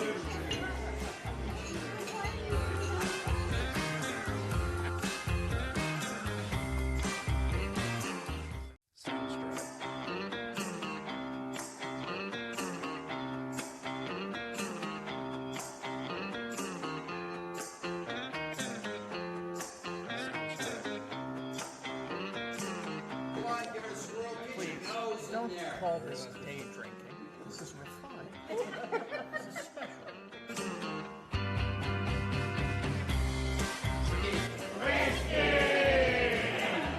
Cheers, everybody.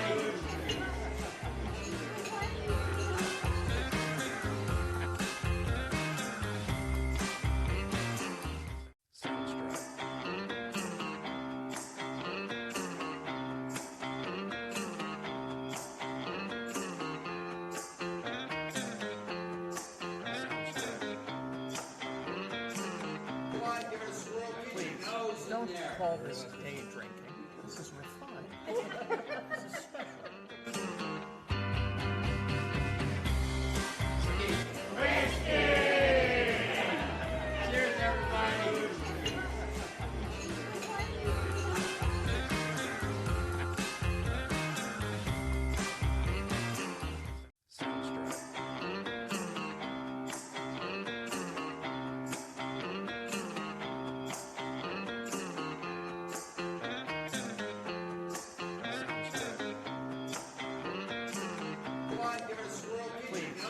Don't call this day drinking. This is refined. This is special.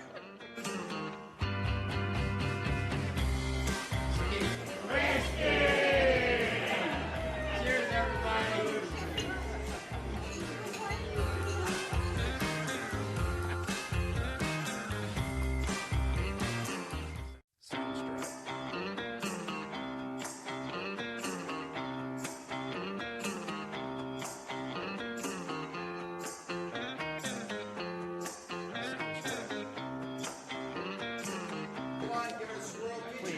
Don't call this day drinking. This is refined. This is special.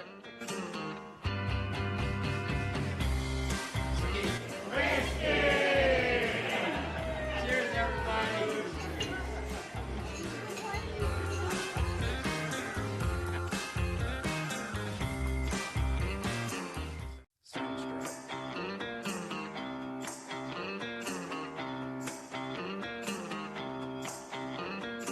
One of the greatest performances on TV.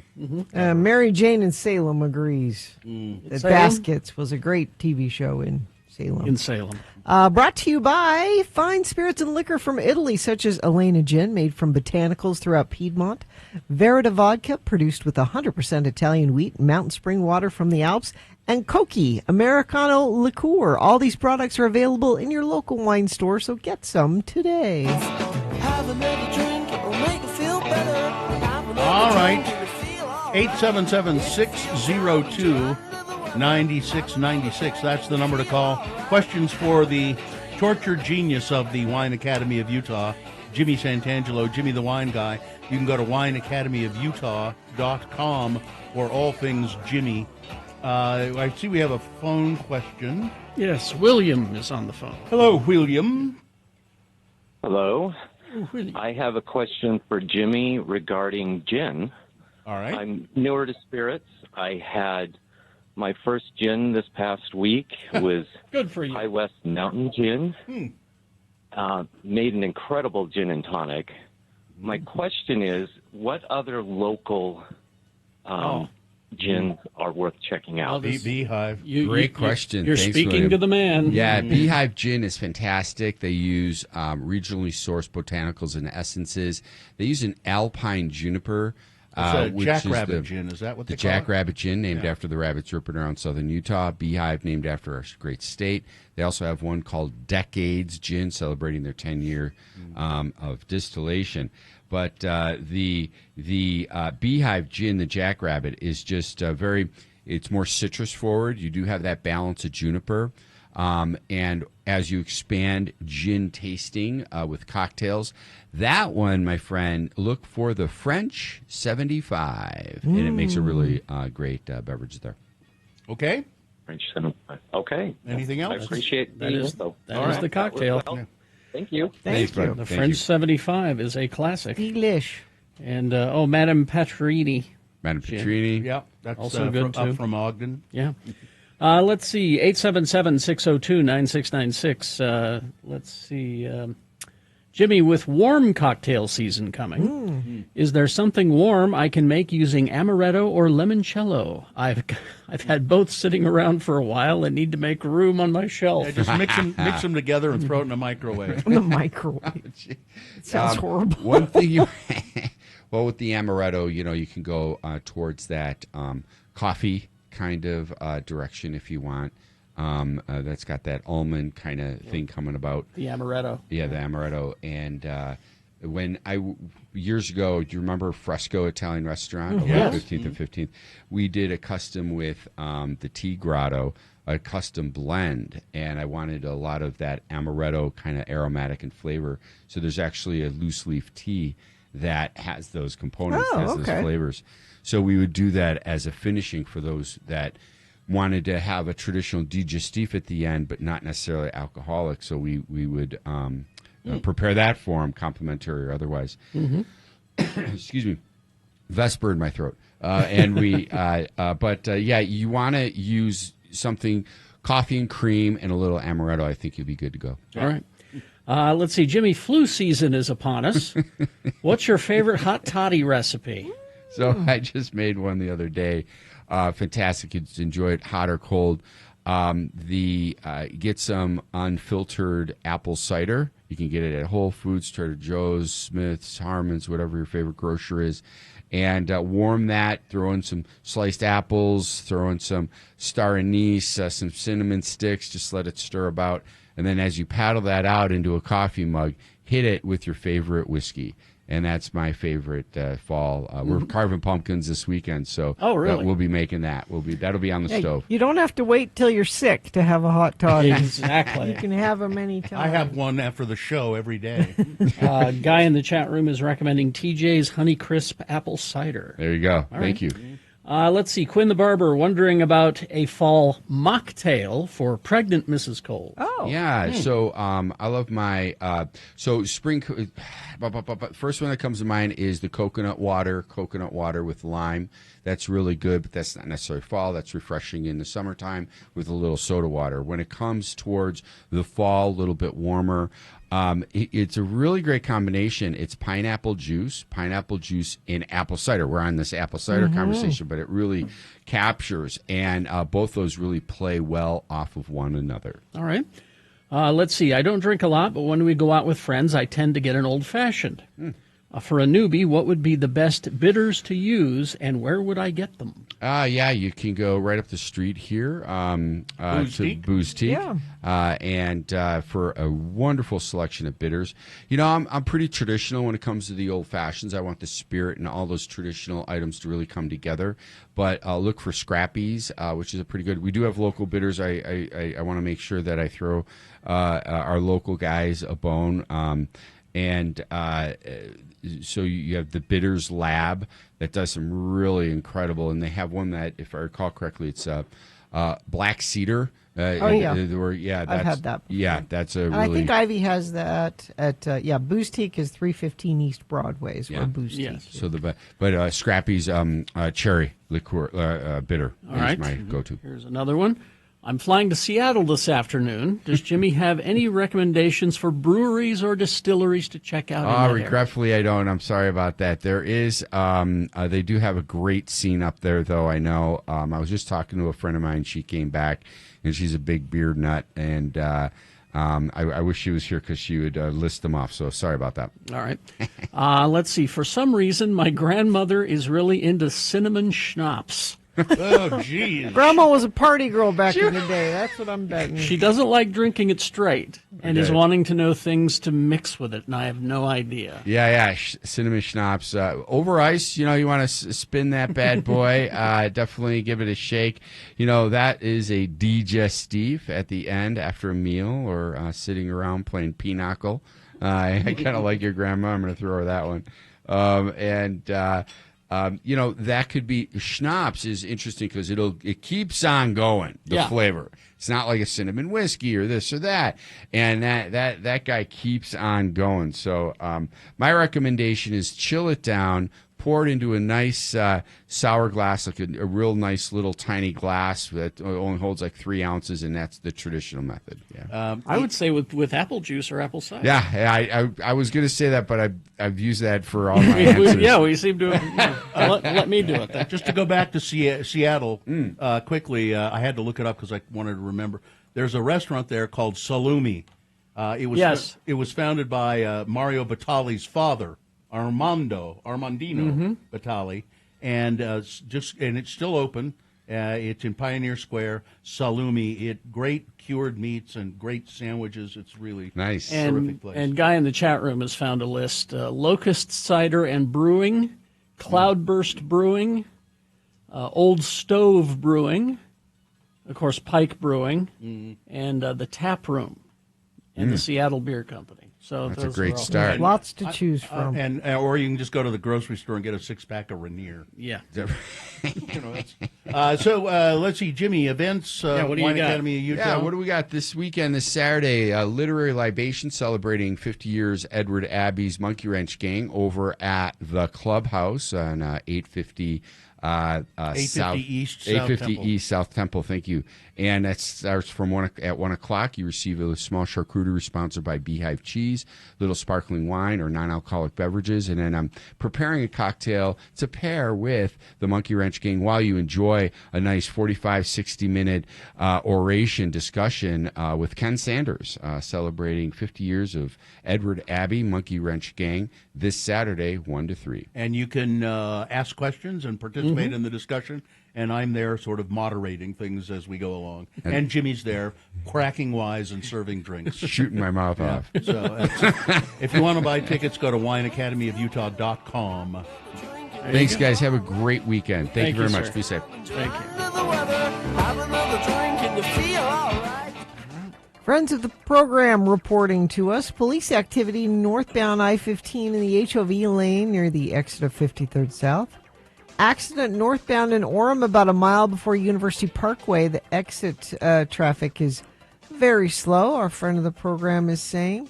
Not sure if that free gray plastic trash can's been picked up yet. HOV lane 106 South, 90 South, northbound I-15. So get your hands on that for your fall cleanup of your yard or something. All right. Reggae Rise Up presents On High at Granary Live October 3rd through the 4th, featuring Dirty Heads, Rome, Revolution, Iration, and more. Tickets and details at x96.com. Beat Gina coming up after these messages and a song. Easy to play, easy to win the prize. It's multiple choice pop culture trivia, Terminator 2 trivia today, just so you know. What is our prize today? Tickets to see Machine Gun Kelly. It's clear next year. You'll have plenty of time to plan and get a babysitter and get off work or whatever you need to do. Friday, June 26th at Utah First Credit Union Amphitheater. All right, Machine Gun Kelly tickets, 877-602-9696. Call, play, get the tickets, 877-602-9696. UtahAdvocates.com. You know, the advocates are award-winning attorneys. They are personal injury attorneys, and they actually give out awards in various venues for people who succeed, so excel in this, and the advocates do. So if another driver's negligence causes you injury or harm, these are the people you want to call, the advocates. Put this phone number in your phone now, because you may be listening to this going, well, I haven't been in an accident. I don't need the advocates. Exactly. You might someday. 801-355-5550. If you've got that in your phone, you can get a hold of the advocates right away. They suggest the sooner you call them after an accident, the better. 24 hours a day, 7 days a week, no cost for the consultation on the phone. And if they take your case, they don't charge you a dime out of your own pocket. They get you a settlement. That's what they do. They are experts in dealing with motorcycle accidents. Maybe you've been injured while you're out running. Maybe it's an automobile, a dog bite, whatever. 801-355-5550 or UtahAdvocates.com. Did you...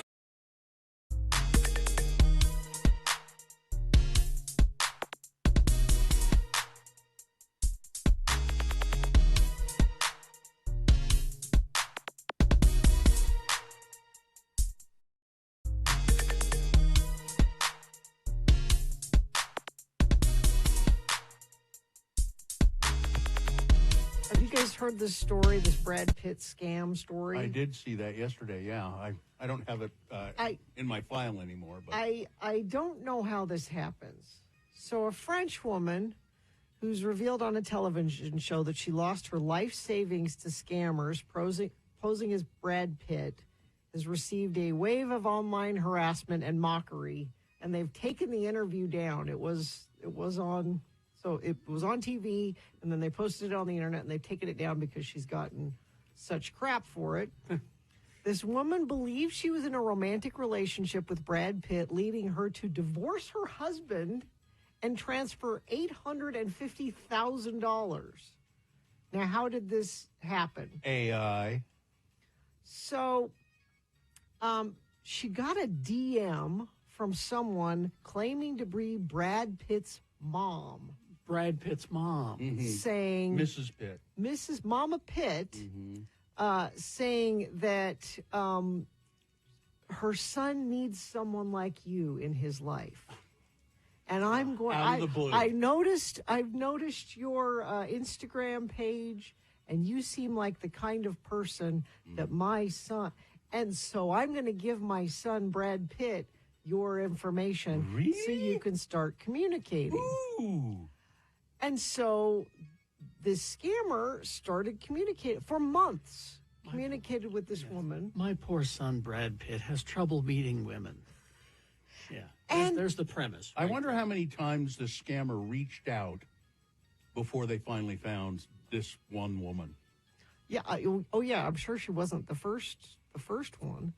But so he starts communicating with her and saying, "Oh, I'm suffering from kidney cancer, and it's not out there in the world yet. I don't want people to know." And the scammer sent these horribly photoshopped images. I saw the pictures, and they were bad. Of a guy in a hospital bed with obviously photoshopped Brad Pitt's face on it. Well, he's really sick. I mean, for months, $850,000, every penny she had, and he said, "I need help paying for my kidney cancer surgery." And then she saw in the news a picture of Brad Pitt with his new girlfriend. Oh. And went, "He's cheating on me." Well, one, I didn't know Brad has a new girlfriend. Oh, okay. But this woman must have other problems, obviously. But if you have seen the pictures, first that you would think Brad Pitt would reach out to you. Next, that you think he needs your money to pay for if he did have kidney cancer. Yeah. Mm-hmm. And then, but we're going to keep this all secret. And this kind of thing happens, though. And it's going to get worse. As the technology gets better and the AI gets even better, you're going to be able to have videos of Brad Pitt saying, I have kidney disease and I need your help. Yeah. I have gotten the classic plea from the Nigerian prince. Sure. I have received that. The classic. Yeah, and it still is being sent out. I And know why? somebody that fell for it. Because it works.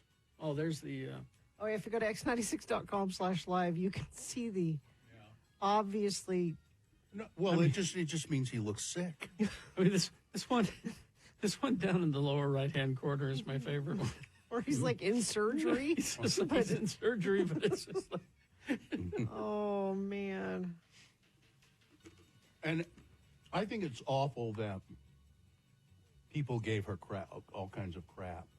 Yeah, I mean, we're sort of giving her crap too, but... No, I think it's incomprehensible to me that she would fall for it, but she did.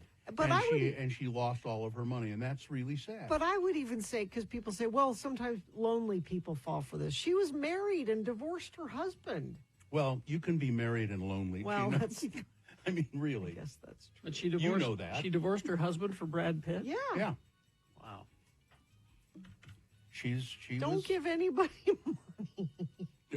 Wow. Well, yeah, don't give anybody money. Really? I mean, just be careful. I mean, you can usually tell almost always when you get these email solicitations, there's something misspelled or grammar is off. But see, even AI is going to make that less likely to happen. If AI is creating it, it's not going to misspell things. It's going to be tough. I mean, I got yesterday a text from a number that I don't know that said simply, "Hey, are you at work now?" No, don't answer it. I did not reply. If you engage in it, that's... Now, that could be just simply somebody, a wrong number, but why answer? Exactly. Yeah. It may not be a scam. It just be maybe somebody misdialed or, Oh, now see, Katie weighs in and says, what you need to do is create special family words or phrases to secure that kind of thing. Well, yeah, because there's the other scam where, Grandma, I'm in Europe and I got arrested and I need you to transfer $10,000 bail or they're going to not let me out, and that's a scam too. We already have a secret word for our family. It's swordfish. Well, great, Bill. Now you said it. Now, crap! I'm going to have to change it. I think. Here's a texter. This happens with Jared Leto's account too because I follow him. I always get random IG messages from his mom Oh, same thing. and his assistants. Really? Totally fake. I just delete them. So many scams. People need to be smart.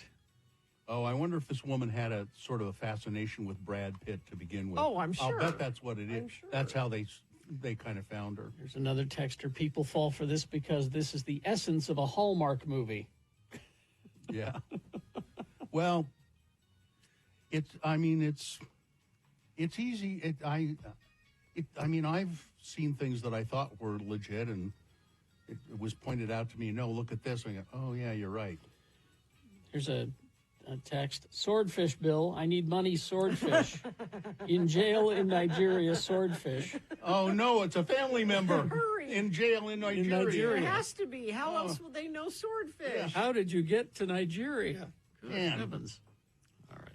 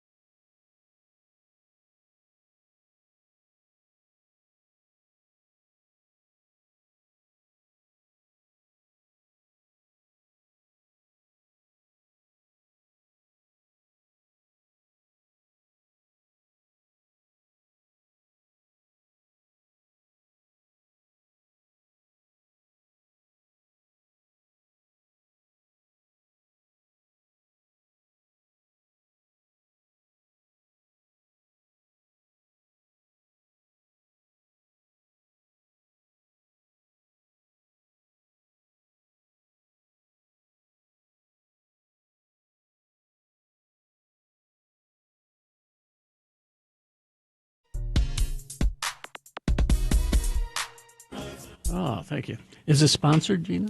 X96 welcomes Machine Gun Kelly Friday, June 26th, 2026 at Utah First Credit Union Amphitheater. Tickets are now on sale. Get ticket links and more information at x96.com. Well, we'll get to our game in just a moment, but first, I'm your announcer, Johnny Ola, with this question. Are you tired of the same old boring chocolate milk? Does your child turn up their nose at bland beverages? Yeah. Introducing Bosco, the delicious chocolate syrup that's been a family favorite for generations. With its rich, deep chocolate flavor, Bosco turns ordinary milk into a treat your kids will beg for. Just a squeeze of this magical syrup, and you'll have a glass of the best chocolate milk you ever tasted. Bosco is made with high-quality ingredients, which has no high-fructose corn syrup, so that you can feel good about giving your family this sweet, delicious treat. Yum. Don't settle for less. Give your family the best. Get Bosco today. Bosco, the rich, chocolatey taste you'll love. I love Bosco. It's rich and chocolatey. Chocolate-flavored Bosco is mighty good for me. Mama puts it in my milk for extra energy. Bosco gives me iron and sunshine vitamin D. Ooh. Oh, I love Bosco. It's the drink for me. And now, because we never settle for less, it's Kerry Jackson, your host. Thank you, Johnny Ola. You're welcome. Ah, Bosco. And don't waste your time with the 2% milk, all right, if you're having Bosco. You Go splurge? vitamin D. All full strength? Full strength. Okay. Full strength. Full strength. That's right. All right, let's see. The randomizer has just picked a contestant. David is who you'll be playing against today, Gina. David, are you there? David. Or not. Oh, David. David, honey, are you there? We're doing a radio show. Maybe not. Okay, I'm going to drop David and go to Sydney. Hi, Sydney. Are you there? I sure am. All right, Sydney, we're going to toss a coin to see who goes first. It will give you the advantage in the game if you call it correctly, heads or tails. All right, I'm going to go with tails. All right, let's see what happens. It is heads. Sorry. Ooh. Now, because that's you lost the coin toss, that means that Gina gets the first question. It's multiple choice, pop culture trivia. If she gets it correct, she gets the point. If not, I hope you were paying attention, Sydney, because what we'll do is we'll let you answer the same question. If you get it correctly, you're going to steal Gina's point away, and we'll go back and forth till one of you gets 3 points. Because it's Linda Hamilton's birthday today, Terminator 2 trivia. Love it. Well, there you go. All right, here we go. First question is for Gina. Let's see. Gina, what did Linda Hamilton actually learn to do for this movie? Okay. What did she learn to do for this movie? Was it 1, how to dismantle a shotgun in 5 steps? Mm-hmm. Was it 2, how to pick locks? Mm-hmm. Was it 3, she learned the names of and can recognize any font?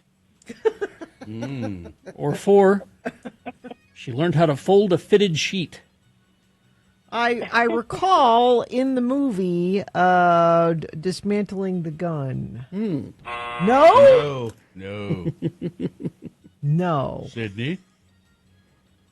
It's going to have to be, what was number 2? Number 2, whatever that was. How to pick locks. There you go. Yes, there you go. You got the point, Sydney. And you know what else, Sydney? Hey. You control the question. What? All right, Sydney. Ooh. According to director James Cameron, what happened to Linda Hamilton during the elevator shootout scene? What happened to her? Was it 1, living it up when I'm going down? Mm-hmm. Was it 2, loving it up till I hit the ground? Was it 3, she suffered permanent hearing damage in one ear because she forgot to insert her earplugs after removing them between takes? Or was it 4, was cut on her forehead by shrapnel from a squib explosion? I'm going to have to go with she forgot to put in her earplugs. Wow. Yes, there you go. Oh, 2-0, Sydney. She's There. killing it. There we go. Gina, your turn. Sorry, Gina. Gina? It's okay. Don't apologize. Let's see. Gloat. Here we go. Gina, the sound for Arnold Schwarzenegger's shotgun was actually what? The sound for his shotgun. Was it 1, 2 cannons? Was it 2, a modified sound of the Bikini Island nuclear bomb test? Was it 3, a recording of the inside of Dom DeLuise's large intestine after Taco Bell? Could be. Or 4, 16 little red noses and a horse that sweats? I'm going to go with number 2. The modified sound of the Bikini Island nuclear bomb? No. No? Sydney. Good guess. No, it wasn't a good guess. I've had no good guesses. Good for me. I'm going to have to say it was the cannons. 2 cannons. There you go, Sydney. Clean sweep. Skunked her. You skunked her, Sydney. Wow. Nicely done. You just go and enjoy those Machine Gun Kelly tickets. Don't worry. I sure will. Don't worry, Gina. Because it was a sweep, I have more Terminator 2 trivia for Perfect. Monday. So, All right, Sydney, hang on, and Katie will tell you what to do next. hang on. I just had a call from Mrs. Zola. My Bosco's ready. Ooh, yum.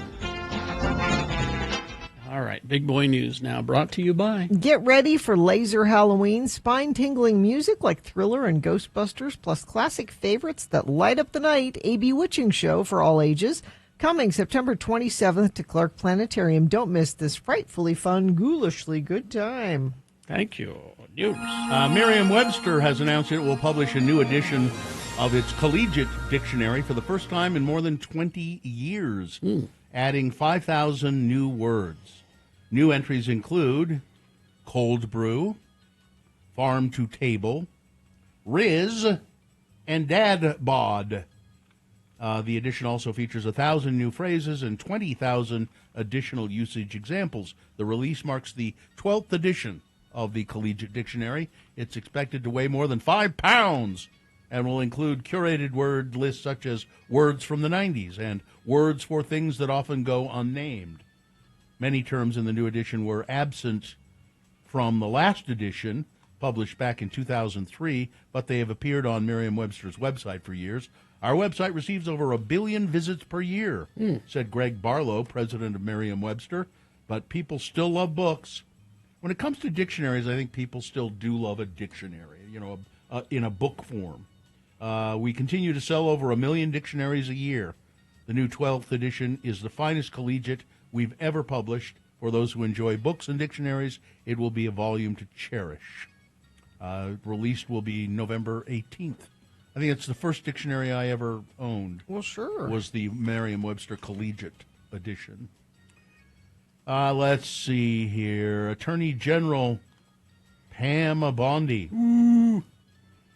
has been transferring people whose death penalties were previously commuted by former President Joe Biden to a supermax prison in Colorado known for its harsh conditions. Just because? Because Biden commuted their death sentence, we're going to put you in a harsh prison. Is she doing any real work? We have begun transferring the monsters that Biden commuted to supermax prisons where they will spend the rest of their lives in conditions that match their egregious crimes, she said.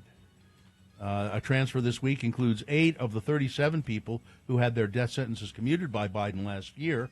Others who received commutations from Biden, their sentences were altered to life without parole, are expected to be transferred in coming months. Previously, the ACLU and other organizations had sued on behalf of some of these individuals to contest such transfers, citing concerns that they were unconstitutional and vindictive. I don't know about unconstitutional, but they're certainly vindictive. Mm-hmm. Trump railed against those Biden commutations last winter, though his administration isn't able to entirely overturn them. They can at least make life more miserable for those people. And it's just being vindictive and payback. The motto is cruelty is the point. Donald Trump says that he's signing an executive order that will allow TikTok to continue operating in the United States in a way that will meet national security concerns laid out by the law. Joe Biden had signed legislation last year calling for China's ByteDance to sell TikTok's assets to an American company by early this year or face a nationwide ban. But Trump has repeatedly signed orders that have allowed TikTok to keep operating in the U.S. as his administration tries to reach an agreement for the sale of the social media company. But much is still unknown about the actual deal in the works. But Trump said Thursday that Chinese leader Xi Jinping has approved it.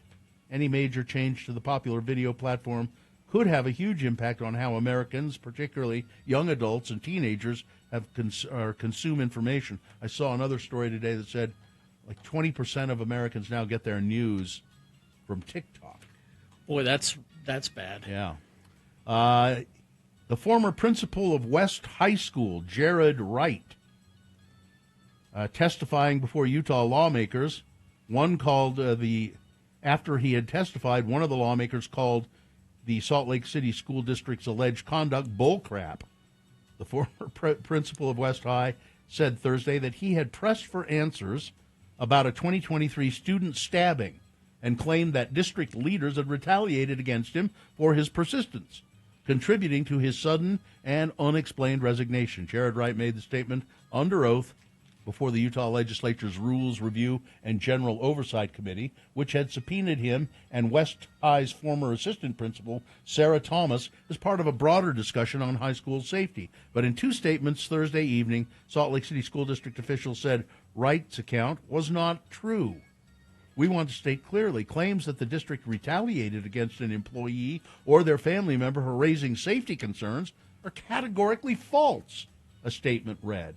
The district said it is committed to ensuring our schools remain safe and supportive environments and fully complying within the law. District officials had placed Wright on administrative leave on January 10th while they conducted an internal investigation. They didn't disclose the reason for that. 2 weeks later, he resigned. He said the district had accused him of falsely certifying hundreds of students at graduation for the 23-24 school year, allegations he denied. He testified the investigation came amid his growing friction with the district leaders who told him to stop raising safety concerns about the school after a female student was stabbed at West High in 2023. Isn't that his job to investigate that stuff? Oh, they claim that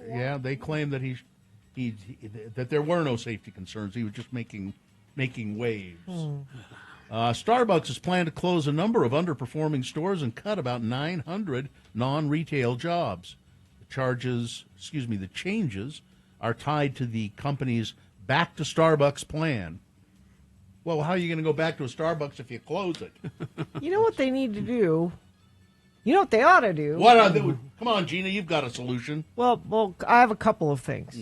They've started selling too many, like, cups and gear, and they need to just be a coffee shop. Quit selling all that. It's not a gift shop. It just sell your coffee.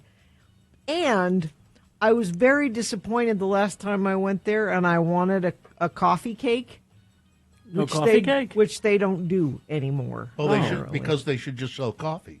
You said it yourself. No, you can get a little bite with it. They just don't need the gift shop stuff. As part of the plan, Starbucks said its overall company-operated store count in North America will decline by about 1% in fiscal year 2025. So if they're closing a lot of stores, but it's only 1%. Jeez. Well, what I read was that they're mostly the unionized Starbuckses. Yeah. Let's see. One other quick story here. Because we want to keep paying you nothing. You ought to go look at pictures of Alex Jones, if you can stomach it. I can't. Alex Jones, InfoWars, Alex Jones, I still owe all those parents of those kids up in Sandy Hook, I owe them a lot of money. He's got a new mustache. It's a Hitler mustache. Yeah. It is. Please, pay attention to me. And listen, it's a toothbrush mustache. That's what they call them. It's more commonly known as a Hitler mustache. He was let back on YouTube, I think, a few days ago. He's already been kicked off. Did they kick him off again? Oh, good. I was at a gas station. I went to a grocery store this morning. It was spectacular.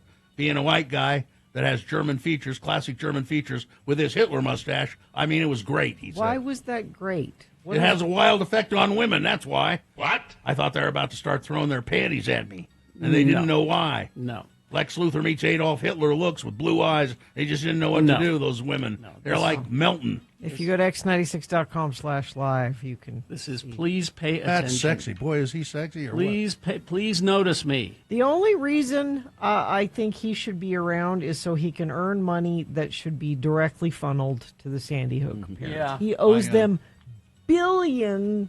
One time when I shaved off my facial hair, I decided I wanted to see what it would look like. I've got a picture of me somewhere, and I left a Hitler mustache. I didn't go out in public with it or anything. I just wanted to see what it looked women like. would throw their panties They're at throw you. They throw their panties at me. And it just looked so stupid. I couldn't stand it. Yeah, there is. They throw their panties at me. All right. Yeah. Sports weather traffic. The 7-time F1 world champion Lewis Hamilton is holding out hope for his beloved dog Roscoe. Oh, no. That he will recover from pneumonia. Oh. On Friday, September 26th, the British racing icon shared an emotional update on his Instagram page, revealing that his 12-year-old bulldog is in a veterinary hospital after being diagnosed with pneumonia. He also shared a post on Instagram stories. Hamilton posted a trio of photos. I thought I gave one to Katie, but I don't know if we can get it up there because he's awful cute. Of Roscoe. There he is. x96.com/live. It's a picture of Lewis with his dog at the vet. The Ferrari driver's kissing the dog's head and places his hand affectionately on him. And please keep Roscoe in your thoughts, Hamilton captioned the post. I want to keep you all updated. He's struggling. Very sad. Let's see. So you got your football this weekend. Utes on the road in West Virginia tomorrow at 1:30 p.m. How will that go? I don't want to say. Because typically I would say they'll run all over them, but they're going to run all over them. Utah by 5. Right. Let's see, BYU tomorrow at Colorado. That's at 8:15. Utah State tomorrow, Vanderbilt at 10:45 a.m. And Bills Weber State Wildcats tomorrow, 8 p.m. against UC Davis. RSL tomorrow, 7:30 against Austin. The Utah Royals play Bay FC at 8 p.m. tomorrow. That's your sports. Weather. 30% chance of spotty sprinkles today, 81 for a high. Overnight low 57. Tomorrow sunny and gorgeous, 82 for a high. Next chance of rain looks like Saturday night into Sunday. Could be as much as 50% chance of rain, high of 78. Haster Games for board games, Magic the Gathering, Pokemon, miniatures, dice paints, and more. Haster Games, 6831 South State, or HasterGames.com. Let's see, we've had not a horrible commute this morning, not a lot to tell you about. This is about 30 minutes ago. We got an update about a crash northbound I-15 just north of University Avenue in Provo. The center lane is the one that's affected there.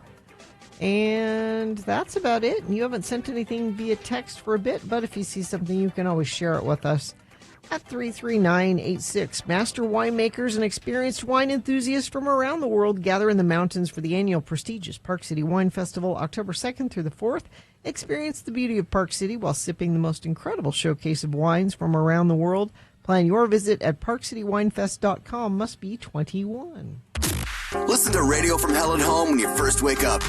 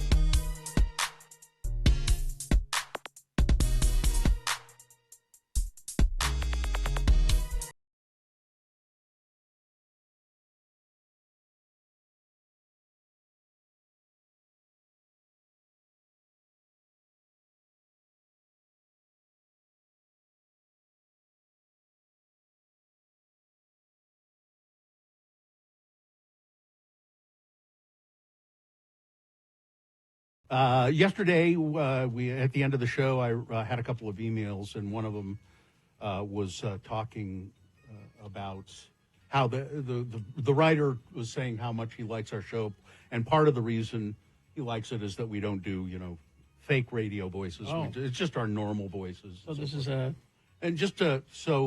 of a. I answered the email, and he. Just sent back another little tag to that. Is it of interest? Is it what he wants to know. I guess. Email of interest.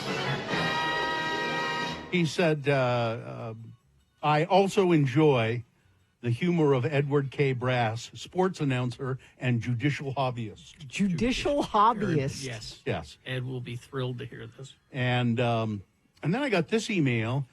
Dear Radio from Hell, beloved leaders of radio. Ooh. I just received a text message from a random number saying that I owe Utah Toll Services $11 in an unpaid toll. And if I didn't pay it soon, I would be charged $50 in late fees. Don't do it. Also in the text message, it had a link to a .com website. Don't worry, I didn't click the link. I went to UDOT's website, and there they have on their news and alerts section details about the FBI public service announcement and about these text scams. Yep. On the page it states, Express Lane program does not use text messages to request payment for fines or tolls. I just wanted to spread the word to our friends of the program. For more details, you can see the UDOT website. Just go to udot.utah.gov and look up Express Lanes and Alerts. There you go. And if you get one of those emails, do not click on it. You don't. They're just trying to get money and get information, your access to your information. You had an email? I have a quick email. Okay. Hello, Gina. My name is Joe. I've listened to the show since the 90s in KJQ. The reason for this email is to let everyone know that despite having disabilities, you're able to do anything you can work toward. My wife is on supplemental oxygen and fighting lupus, and she still continues to run 5K, 10K, and half marathons. She's been nominated to be on the cover of Ms. Health and Fitness. Wow. Also comes with a prize that would allow her the funds to get her better oxygen equipment. I was hoping you could spread the word. She's currently in 12th place, and I would love to see her win. So if you'd like to vote for Ms. Tori Sutton for Ms. Health and Fitness, just go to mshealthandfit.com, and you can vote for a friend of the program, Tori. Well, there we go. That's very nice to do. There were certainly a couple of emails of interest.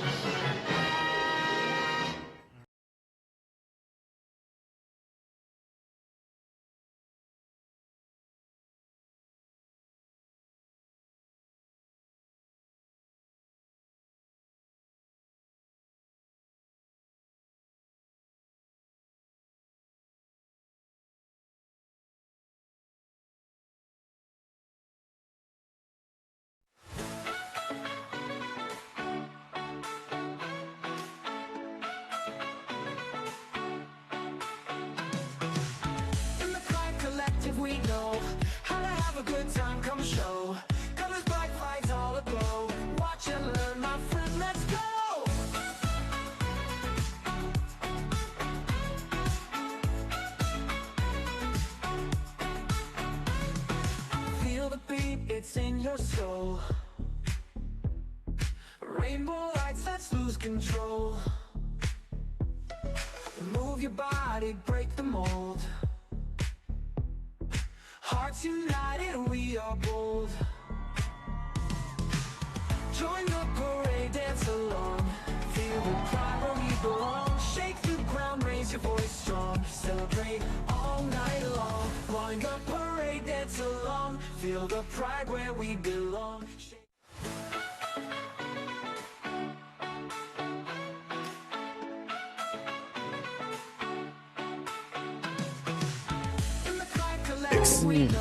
All right.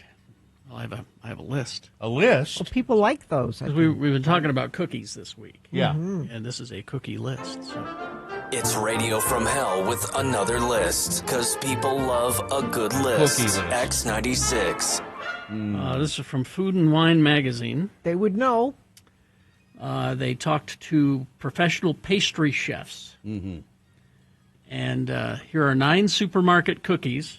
You can just buy them in the store that they keep stocked in their pantries.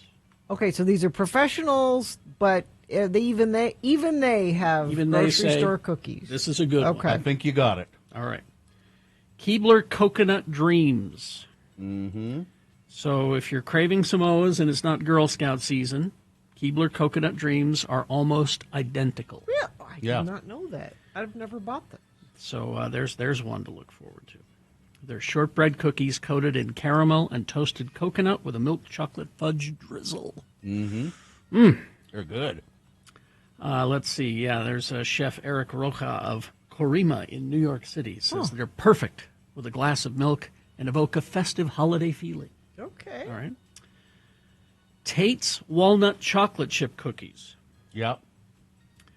Tiara Bennett, owner of the Pastry Box in New York, is a fan of Tate's. It says they have stayed the same all these years. The texture and the chocolate never fails. Tate's always feels like I'm eating a cookie from a local bakery, but they're easily accessible at most grocery stores. Chewy texture, along with a snap and crunch. I've bought just the regular Tate's chocolate chip before, not the chocolate chip walnut. They come in those green packages, Green, right? green bags, yeah. Nabisco Pinwheels. Okay. Ashley Dulkey, owner of the Lo-Fi Coffee House in Elgin, Texas. They're soft chocolate cookies topped with way too much marshmallow and dipped in chocolate. I need these. Available at grocery stores. The Nabisco product is like a Malamar, but with the chocolate wafer base instead of a graham cracker.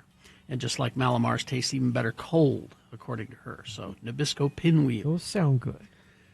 Bill, unfortunately, Mother's Circus Animal Cookies, because you don't care for these. No, I like them. They just, if I eat too many of them, I get sick because they're so sugary. So you need someone to keep an eye on you. Yeah. I can eat, 3 or 4 with some milk, and then after that I start getting woozy. Sarah Senna, co-founder of Heaps Ice Cream and Pies and Thighs in Brooklyn. Pies and thighs? Pies and thighs. I want to go there. They have pies and chicken thighs. That's all they sell. The crunchy yogurt frosting, crumbly, slightly orange scented animal cracker. I never get sick of it, she says. Oh, here's a classic, the Keebler Pecan Sandies. Well, they're the official cookie of the Radio from Hell show. Let's see. According to Amanda Perdomo, pastry chef of Junior and Son in Brooklyn, my favorite store-bought cookie. I'm obsessed with the mouthfeel and chew. The flavor is toasty, buttery, just the right amount of sweetness. That mouth flavor, I love that. It's right in the name of it. That sandy texture of the cookie. I love it. You want to eat a cookie that's covered with sand. Gina? Yes. The Lotus Bischoff cookies. Yes. Do you know what they have? I bought 2 of these yesterday. Oh, you bought 2 Biscoffs? So they have the regular Biscoff cookies. Mm-hmm. Yeah. But now they have little sandwich creams. Ooh. Oh, yeah, So I saw those. So it's the Biscoff. They're so expensive. So these are Lotus brand. Is that different? Yeah. No, and so one of them has vanilla cream, and the other one has like Biscoff cookie butter in the middle. You should get your wife those, Bill. She Sounds likes good. the cookie butter. Yeah. Sophia Scheinbin, the corporate pastry chef at JF Restaurants, said, to me, they're the perfect all-day treat. I love dipping them into coffee or hot chocolate, but they're just wonderful crushed into cheesecake crust or ground into a cookie butter. Sounds good. They've become a staple in my house. The classic Walker's shortbread. Yep, we buy that too. Sure, yeah, they're good. According to, let's see. Although making shortbread cookies, by the way, is apparently just ridiculously easy.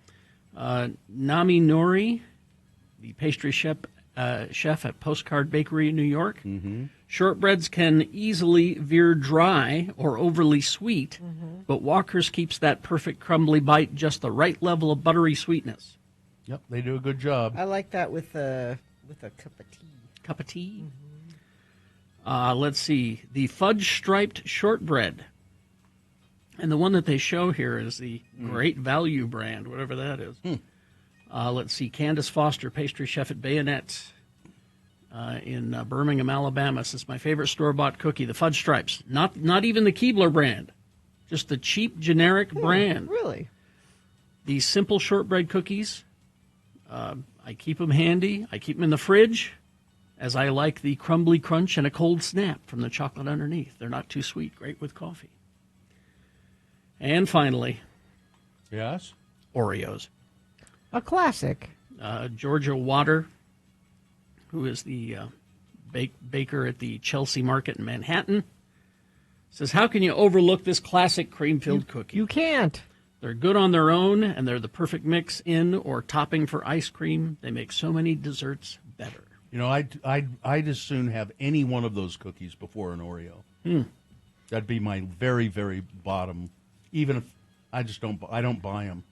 I'm just sad that my Archway Ginger Snaps are not on there. My Archway Ginger cookies. I actually looked for those. I ended up buying the Biscoff ones, but I was going to buy some of those, but I was at Dan's, and I don't think Dan's carries them. I think they were at They're probably Macy's Smith's. or Kroger's. Yeah.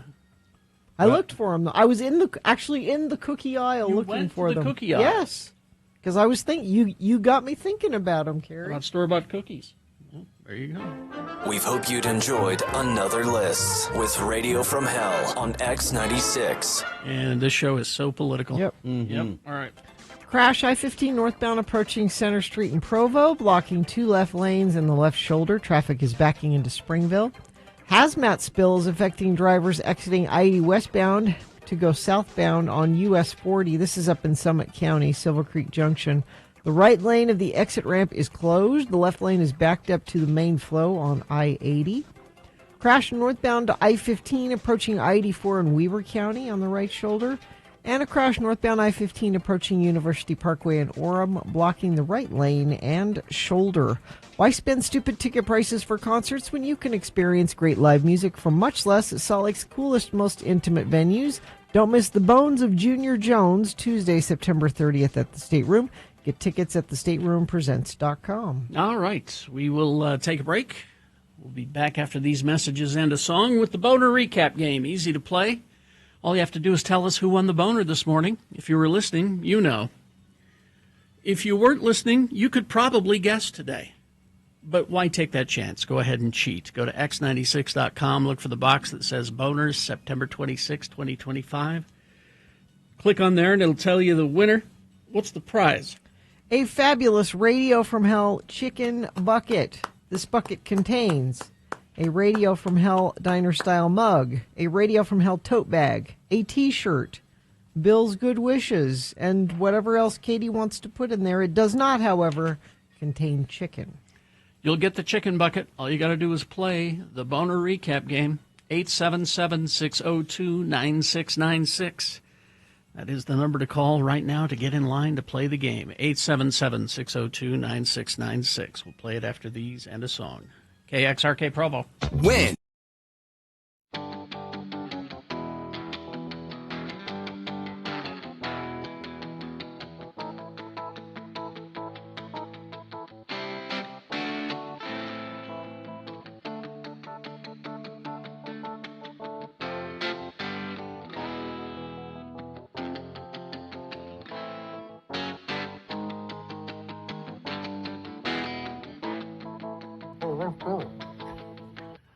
Well, I don't know. I was looking at my board and my papers here.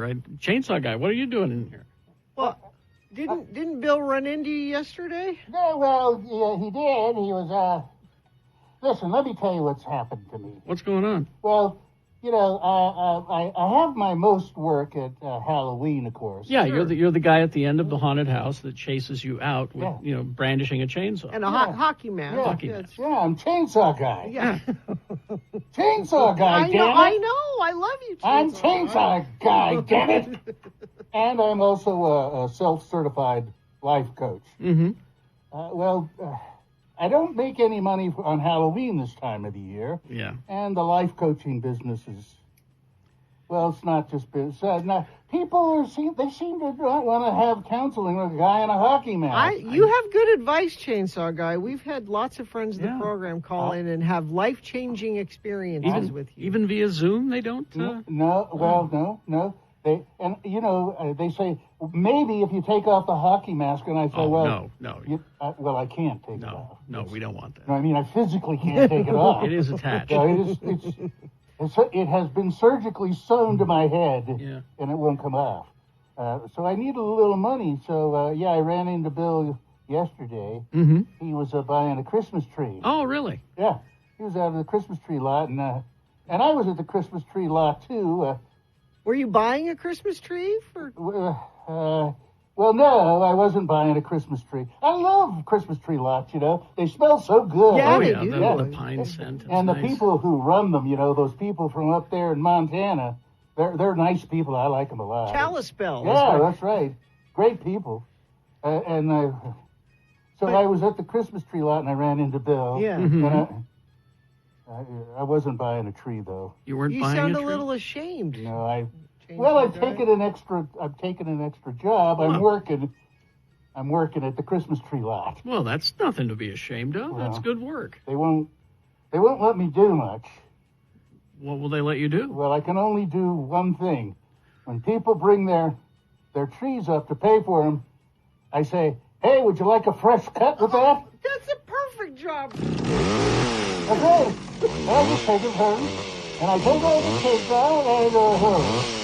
And then I go, "Hey, can I have a cut of the living?" And then they make me tie it on the car. God, it's terrible. But I do have the ground trees. And sometimes there are some people that have neighbors. Some people give me tips. Some people don't give me a tip. But please, and there's a lot of hot babes buying trees this year. Really? Yeah. Really? Well. Woo-hoo-hoo. Well, there's nothing for you to be ashamed of, Chainsaw Guy. I think it's a lot of people take seasonal jobs this time, to buy Christmas presents. That's the only thing they let me do, though, is because I can't put the chainsaw down, really. So I'm not a good salesperson at the lot. I'm sure it might be kind of scary, you walking through the trees. Yeah, they didn't like that either. No. They said, "We need you right out in the open where people can see you. We're as a matter of fact, sit here. We've got a flood lamp, and we'll put that on you so people can see you. Good. And then you just ask them politely, 'Hey, ma'am, would you like a fresh cut with that?'" That's what I do. Give them a fresh cut with the old pulling.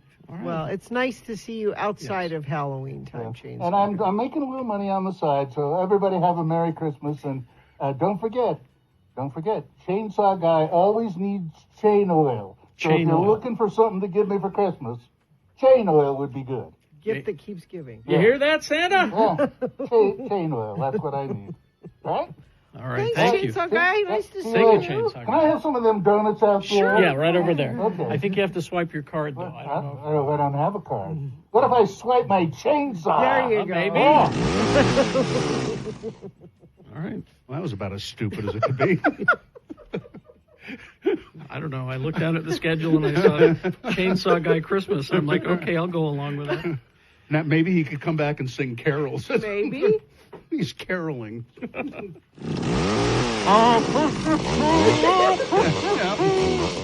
Do we have somewhere where Carrie and Bill sing Christmas carols? Oh, that's an old God, I love that That's bit. an old bit. Yeah.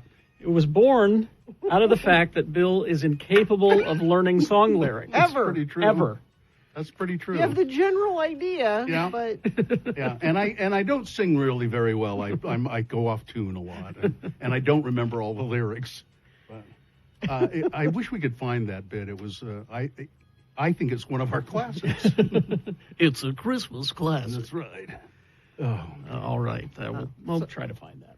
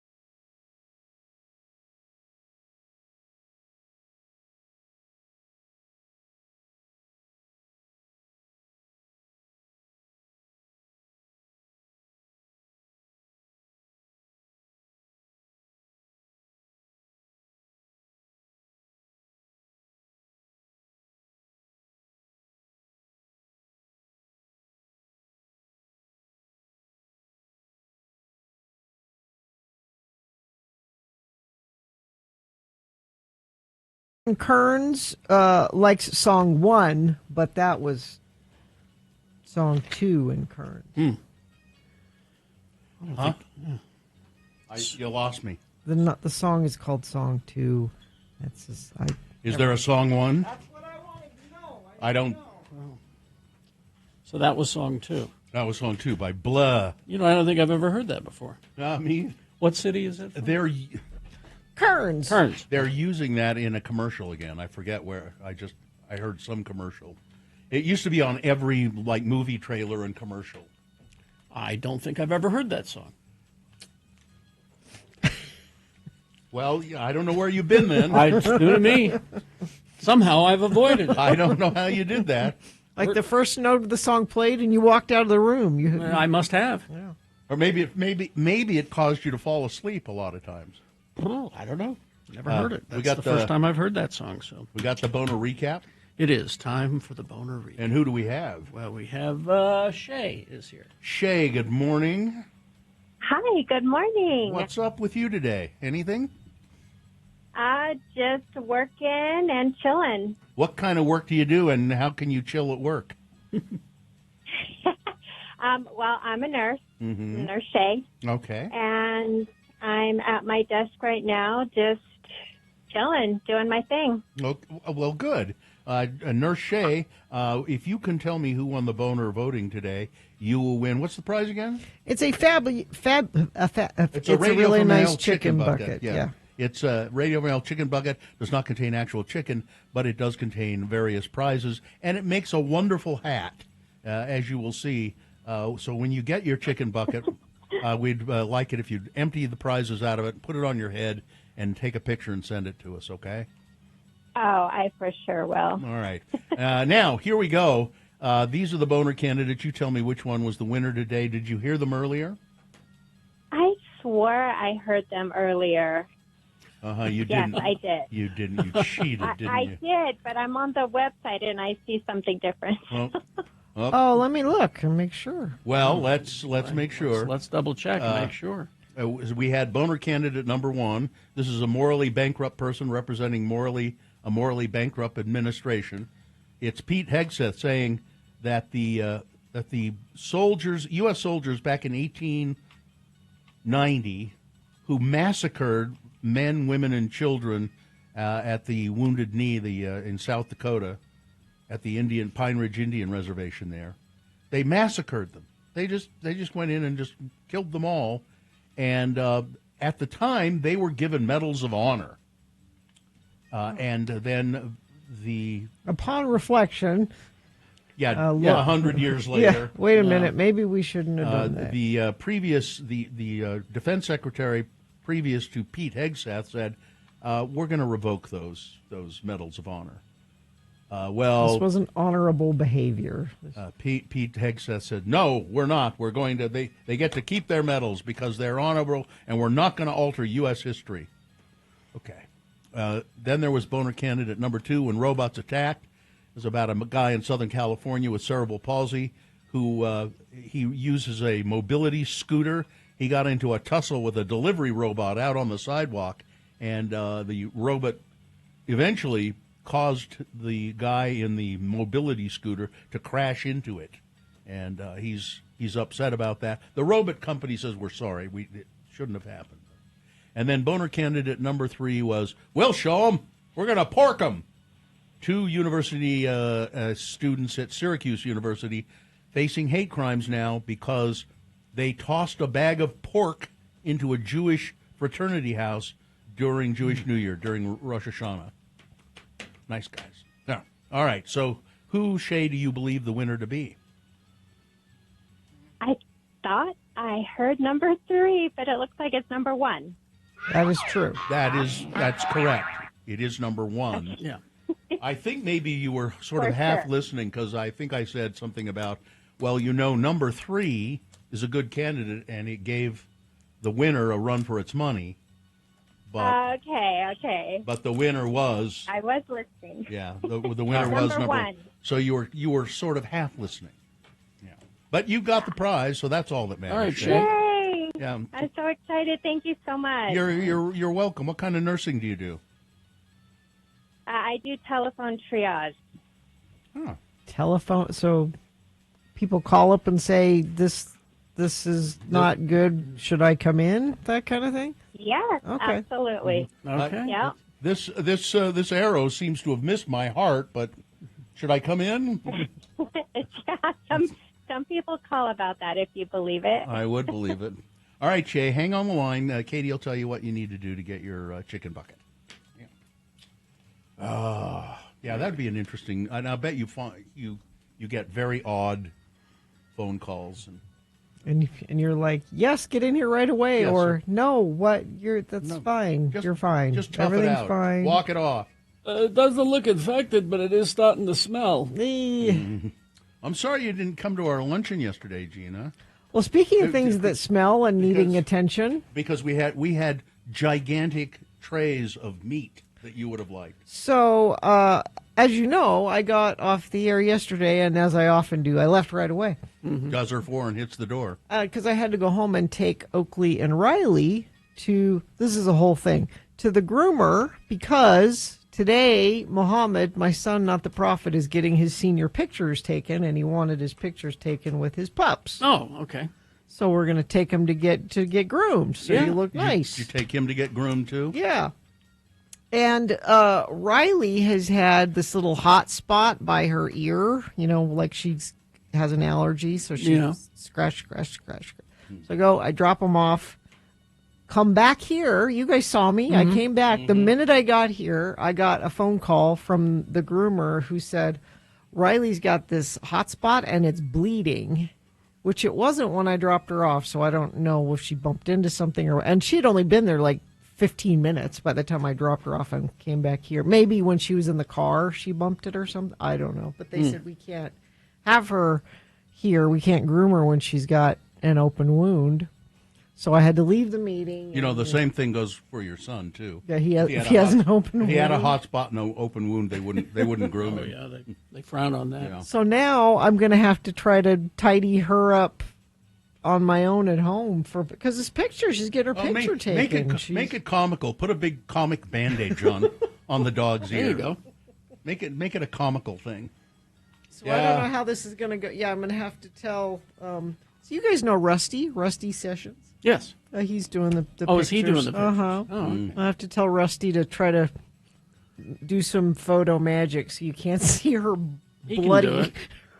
I'm sure. Her bloody wound on the side of her head. I'm telling you, put a big comic bandage on there, like a big, cross bandage. Wrap it all the way around. Yeah, or her. like wrap it around her head.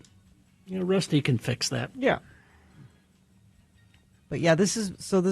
So you missed the big steaming trays of meat. I we had did. here. So there were more for you guys. Well, I had, it was pretty good, really. They had these little, those little breads, whatever those were. Crostini? No, No. They were something Toast? special. They were kind of soft. Focaccia. No. They were kind of soft and maybe a little cheesy. I'll were keep they? naming bread until you, Until you give up. until you give up. Yeah. Yeah. No, they were they were something unusual. I'm sure they have a name. Yeah. I've just never quite. Where was encountered this food from? Braza Grill. So it's that sort of Argentinian sort of meat on skewers kind of place. But there was a trivia game. Oh, I missed I missed meat and a trivia game. It was called Broadway Jeopardy. Yeah. Yeah. And Katie won. Oh, she did. Mhm. I had to leave before that was over. What were some of the questions? Well, now you have to admit, Katie, you kind of cheated. How did she cheat? Better get in here, Katie, quick. By the way, Brazilian cheese bread is. I looked up the menu at that what Braza it is? Grill. It's Is that just what it is? Brazilian cheese bread. They were really tasty. Yeah. I didn't cheat. I don't know what you're talking about. No, What you, was the question?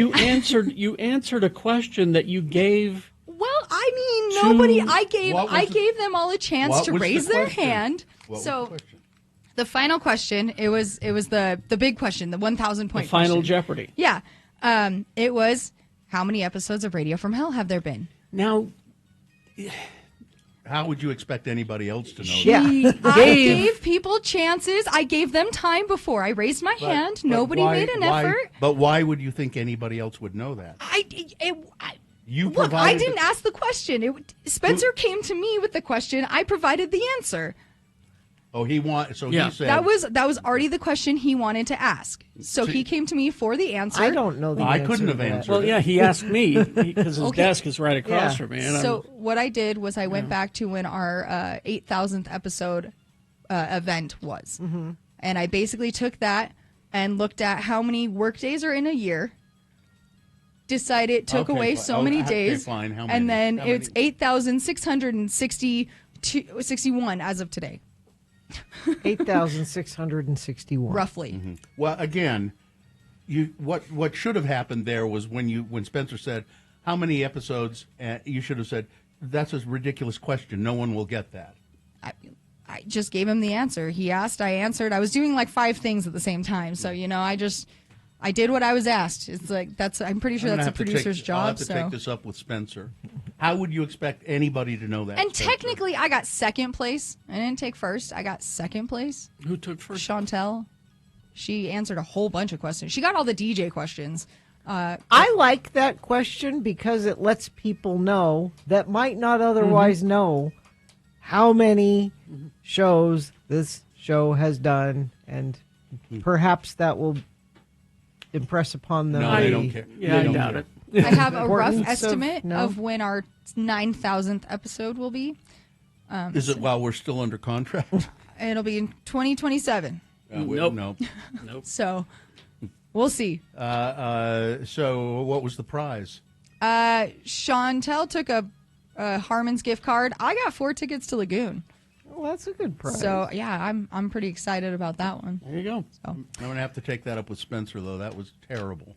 That was a terrible I question. gave people chances, and then I It's gave not an your fault. answer. It's not So, your fault. It's Spencer. It's Thanks, on him. guys. I think it's a great question. Thank you. I thought I'm it was glad good, that too. everybody in that room now knows how many shows No, we've you know- done. That's you- what I'm glad about. You know what was nice, though, was that when Jackie, who's our acting CEO or whatever, said, I want everybody to know that Radio from Hell has signed a contract, and they are firmly under contract, and people seemed to be very pleased with that. So I thought that was very nice. Go Radio from Hell. All right. We'll take a break, short break. We'll have big boy news and opinioendo after these. Stand by. Need some.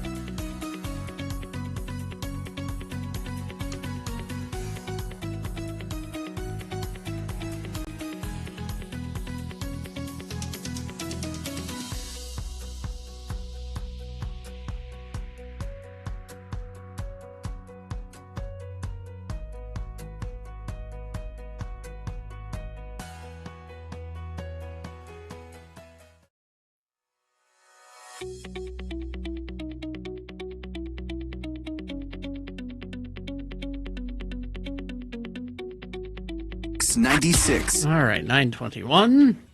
Time for some big boy news and opinioendo brought to you by. The Daybreak Fall Home Show is coming September 26th through the 28th to the new ballpark at America First Square. Get your home organized. Find everything you need to prepare your home for the holidays. Parking and admission are free. More information at thebesthomeshow.com. Well, it's quite a lengthy article in the Hollywood Reporter about this new Paul Thomas Anderson movie. Mm-hmm. Specifically, it's about, I'll read you the headline. Chase Infinity is carrying one battle after another on her shoulders. Paul Thomas Anderson's One Battle After Another. Everything is supersized. It is the most expensive film to date. $130 million was the budget. There are set pieces of a scale unheard of for him. Explosions, car chases, bank robberies, as well as a very bankable star, Leonardo DiCaprio. Then great A-list cast, Sean Penn, Benicio del Toro, Regina Hall, Tiana Taylor. But an unknown, Chase Infinity is this person's name. Mm-hmm. And if you see pictures of Chase Infinity, she is a very beautiful young woman, and that's her real name. Actually, her name is Chase. It's her middle name is Infinity. She was born Chase Infinity Payne after Nicole Kidman's Batman Forever character, Chase Meridian, and Buzz Lightyear's Toy Story catchphrase to infinity and beyond. So, wow. Her parents raised her and a younger sister whose name is Dolce Imane in Indianapolis, where they own a construction company. They never had any idea of putting her in movies or modeling or so forth. But she's a striking-looking person. There's no doubt about it. But really hardly any acting experience. That's why people are saying Paul Thomas Anderson is taking kind of a big a risk here by. I bet he wanted an unknown person. I bet that probably he was looking for. And he did. It says here, and then I'll leave this alone. But just look it up. It's an interesting story. He auditioned her several times, and he said, I just kept coming back to that, how she looked and the kind of. It is only her third acting credit. Yeah. Wow. Yeah. She's done a fair amount of modeling, but this is she has had some she had acting school classes, and it'll be interesting to see. I've seen her before. She was in that Presumed Innocent TV series and with Jake Gyllenhaal. Yeah, that's he's kind of a champion of hers, I guess. Yeah. Was she good in that? She was very good in that, yeah. All right. Well, there you go. Chase Infinity. What a great name, huh? Let's see. Glenn Powell had to put his foot down in order to protect his image while mingling with someone deemed controversial. Mr. Powell was it says here, the Twisters actor. That's right. They did a remake with him in it. I forgot. It was okay. He was a guest on the Wednesday episode of Jake Shane's Therapus podcast, where he shared an uncomfortable interaction he had at a Hollywood party that included someone who had basically been on the ropes in terms of sort of getting canceled. The person had made some of my favorite movies, and I was like, oh, this is great, Powell recalled, being careful not to name the celebrity. He came up and he said, nice to meet you, and I was like, oh, dude, I'm such a big fan of yours. But then the person was sort of canceled, and I realized that, and I said, I don't really think I want my picture taken with him. So he avoided having his picture taken with whoever this was. Mm-hmm. He said, ultimately, you would know who he was if you saw the picture, and his face is toxic these days. Let's see. Zach Krieger reveals. Oh, I better not do that because it gives away some. If you haven't seen Weapons, it gives away a bunch of stuff. So it's even though it's been out for a while, it's still you should. It's not on any service yet. So it isn't. Yeah. No. Yeah. So I won't go into it, but I will just say this about Weapons: it's a movie you should see. You say, well, it's a horror movie. I don't like horror movies. There's a lot more going on there than just a horror movie. As a matter of fact, it's only, I think in a way it's secondarily a horror movie. It's making it has a lot of social commentary to make, but it's entertaining. It doesn't preach at you. It's entertaining. Netflix's K-pop Demon Hunters has set several records over its pop culture dominating run this summer. What it hasn't done previously was lead the overall rankings on Nielsen's streaming charts. Emphasis on hadn't. In the final week of August, the movie took over the #1 overall spot with the highest weekly viewing total to date in the United States, 1.12 billion minutes. That marked the movie's 11th straight appearance in the Nielsen rankings, extending a record for a streaming original that it had set a week earlier. Another movie, The Thursday Murder Club, came in second. Really? Overall. I haven't watched that. August. Old people talking about murder. That narrowly beat Netflix's young adult series, My Life with the Walter Boys. Huh. I don't even know what that is. I don't even know. Yeah. Wednesday was #1 for a while. Yeah. It will likely move back up in the next set of rankings as Netflix released the second half of the season. How old is this list? This is the most recent. Because the second half of the season has been out for a few weeks now. Let's see the date on this.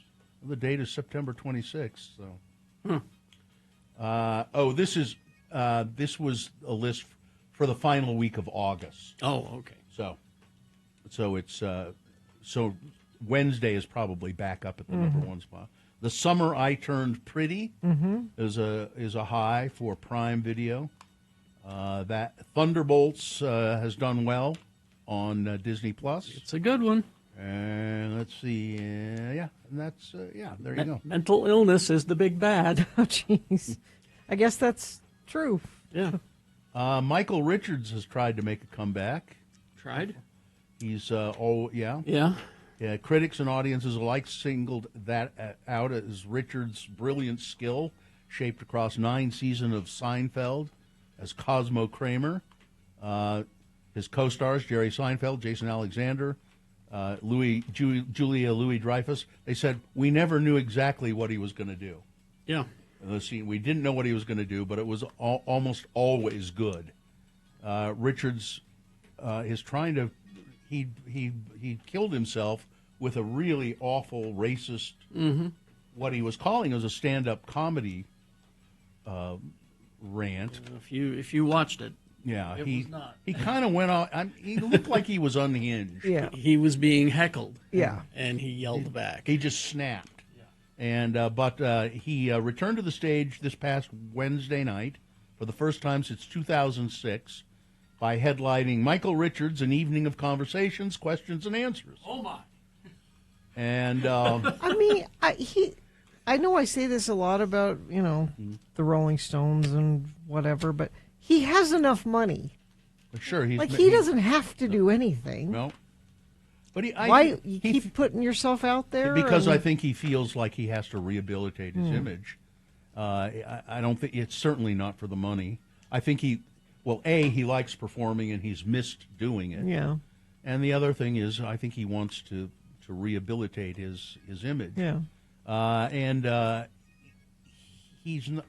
People are not turning out for it too much. I just think he's going to have to realize his day is over. Yeah, could be. Although you do see people. The first time I saw him was when he was on that Saturday Night Live ripoff Fridays. Yeah. And he was so dangerous. Yeah. And I couldn't stop watching him. I mean, even when he was playing with Little Green Army Man, he made it funny. Yeah. And then they said, we're going to put him on this show, Seinfeld, which I was already looking forward to. But then, he's there too? Oh, my God. Mm-hmm. He's fantastic. And he's hilarious in Yeah. Seinfeld. Yeah. But then he had that. He had the breakdown, and he snapped, and away he went. I've been watching this Ethan Hawke show, and it's on Hulu. And what's it called? You would have to The Lowdown. I haven't decided. I've watched 2 episodes, and I can't quite decide whether I like it or not. But Ethan Hawke said Robert Redford was one of the heroes of his life, and the final thing that he said to him was anything but heroic. Says, "Can I?" He was talking to Jimmy Kimmel. Ethan Hawke was. Says, "Can I tell you the last words that Robert Redford ever said to me?"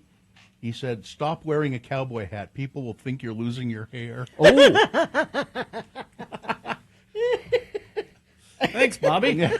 That's funny. Says the man with the full head of hair. Yeah. You can't pull it off. Don't do it. Yeah, the people will think. That's not the rule for cowboy hats that I have. No? No. What's your rule? Unless you're a real cowboy, you don't wear a cowboy hat. Hilariously wise words from the matinee idol who wore hats in Butch Cassidy and the Sundance Kid, Jeremiah Johnson, The Natural. But Hawke, who now appears on the Lowdown series, said Redford kept in touch with him throughout the years. And he said he auditioned for A River Runs Through It.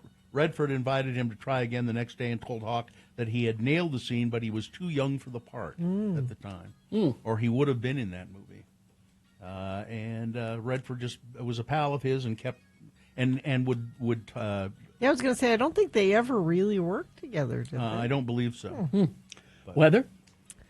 Okay, so today, 81 for a high. Slight chance of some spotty sprinkles today, 30%.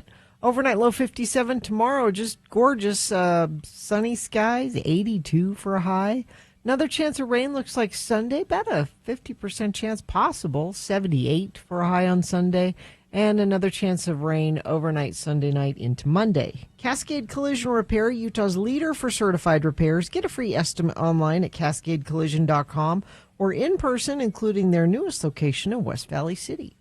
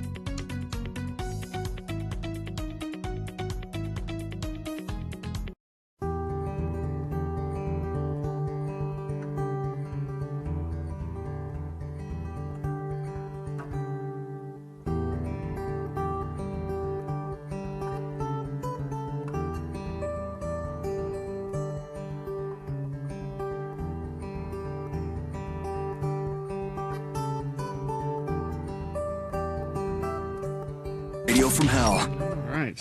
Look, the Larsons are here. Larson morning. HVAC and Plumbing, Shauna and Jaden. And I know you want to talk about furnace tune-ups, but I thought maybe we'd talk about golf. Okay. That's Sean's second favorite thing after the HVAC. Because Sean was telling me off the air that you played in the amateur golf tournament. What's it called? Yeah, it's the Amateur Players Tour. It's a national syndicated thing that every city has their own, and then they did their nationals in Orlando. And you won here. Or did you a couple win it times here? You won the whole thing. I won the senior here, which I wasn't so excited about. But I guess it's my age. And then you got to go play in Orlando. That must have been fun. It was a blast. Yeah, I got to go down there and play golf, and then the family met me. We went and saw the stuff in Orlando as well. Well, okay, now now you got to get back to work on HVAC systems and plumbing. So furnace tune-ups. It says here you are not raising prices. No. $99, $96 for the 96S listeners. Okay, so $96, and why is it important to get your? Now I do it, and I get it tuned up spring ends and fall. Correct. Why is that important? Well, it's really important. Every single manufacturer recommends one time per year for your furnace and one time a year for your air conditioner. So we're certified. We go through and check all the things we're supposed to do. Make sure that your gas pressures are set right. A lot of times they're adjusted during the year, so when you turn them on, you're using a lot more gas than you need to. So we can adjust those down, save a little bit of money on your gas, make sure that everything's clean and working without being obstructed with dust and all the debris that fits in there. save you a lot of money on electricity bills and gas bills for the year. So if you just go to Larson, what's the website? LarsonHVAC.com. Yeah, and if you go there, you can just get please, Bill. It's LarsonHVAC.com/X96. Make sure you go to the right. Yes. Go to the right. And you can just say, I want a furnace tune-up. But you could also be a VIP, and that you don't have to even think about getting your furnace tune-up. You just sneak into our houses at night and do it. That's like right. The little We're the elves. HVAC elves, yeah. And so we're all members of the VIP program membership plan, and I keep expecting you to call me. I'm calling you now. I was gone in Orlando with Sean, but just look out for my call today. But we All were of you. Or talking text, about whichever. getting you in to check our stuff. But like, I got a new system, and you were saying, well, gosh, maybe you just had a new system. But Sean, you had a good point, even with having the new system. That's correct. Humidifiers get shut off during the summer, so we want to make sure they're working for the winter. Make sure that you have nice quality, clean, fresh air to breathe as well. Now, are we doing a free furnace giveaway We are. again? Yes. For the month of October, you have to enter to explain how it works. We're just going to give away a free furnace. X96 listeners have been so good to us. We're just going to give back with a free furnace. So LarsonHVAC.com. All of our socials are linked to there /X96, of course. Mm-hmm. And you fill out your information there and you enter, and it's free to enter. And then there's other ways to get extra. So if you get a tune-up, we give you an extra entry. Become a VIP member. There's entries there as well as a few different options. So you can increase your chances of winning. Absolutely. Yep. And it's absolutely free. You just fill it out. Yeah, just go to x96.com, or excuse me, LarsonHVAC.com/X96 for that. Yes. And all the details of that are there. And it's really nice that you do that for people. I know people they must be thrilled when they get a free furnace. I think it's a great service. Everybody has one. Everybody needs one. Everybody should absolutely have something to keep them warm every single year. And we can, the three of us can attest to the fact that when you're a customer with Larson, they stay on top of it. You don't have to sort of try and rouse them out and, are you ever going to come? And no, you guys stay on top of it, which I really appreciate. Your crew is terrific. It's all her. She's the brains and beauty behind it. Yeah. Except for me. I know Bill was expecting my call. And I've been expecting your call. I know. I thought I would give you a break from all the nagging that I usually do. But I just think it's funny. It is funny, though. I do, in the back of my mind, I look at my thermostat in the morning, I go, I should be getting a call sometime here. It's usually around the same time the time changes. You'll hear a call. You'll get a call or a text from me. Yeah, it's time. Yeah, and it's great. And then we talk about HVAC a lot, but I've had you guys do plumbing stuff for me as well. I know Carrie needs a fixture. I need in my bathtub. Yeah, I need the fixture replaced. We do it all. Have the best plumber in the city. And I had this Growy brand, which is really it's German brand, and you can only get the parts in Germany, and it's it's fancy. And it's I don't know why we have it, but we do, and because they look cool. Yeah. But your guys come in and they go, oh yeah, I can get that stuff. I know how to work on it. I've had plumbers who don't even know what to do with it. Yeah, we know the rap personally. Yeah. So Larson HVAC, LarsonHVAC.com/X96. They'll have a winner announced for a free furnace by November 3rd. So go there right away.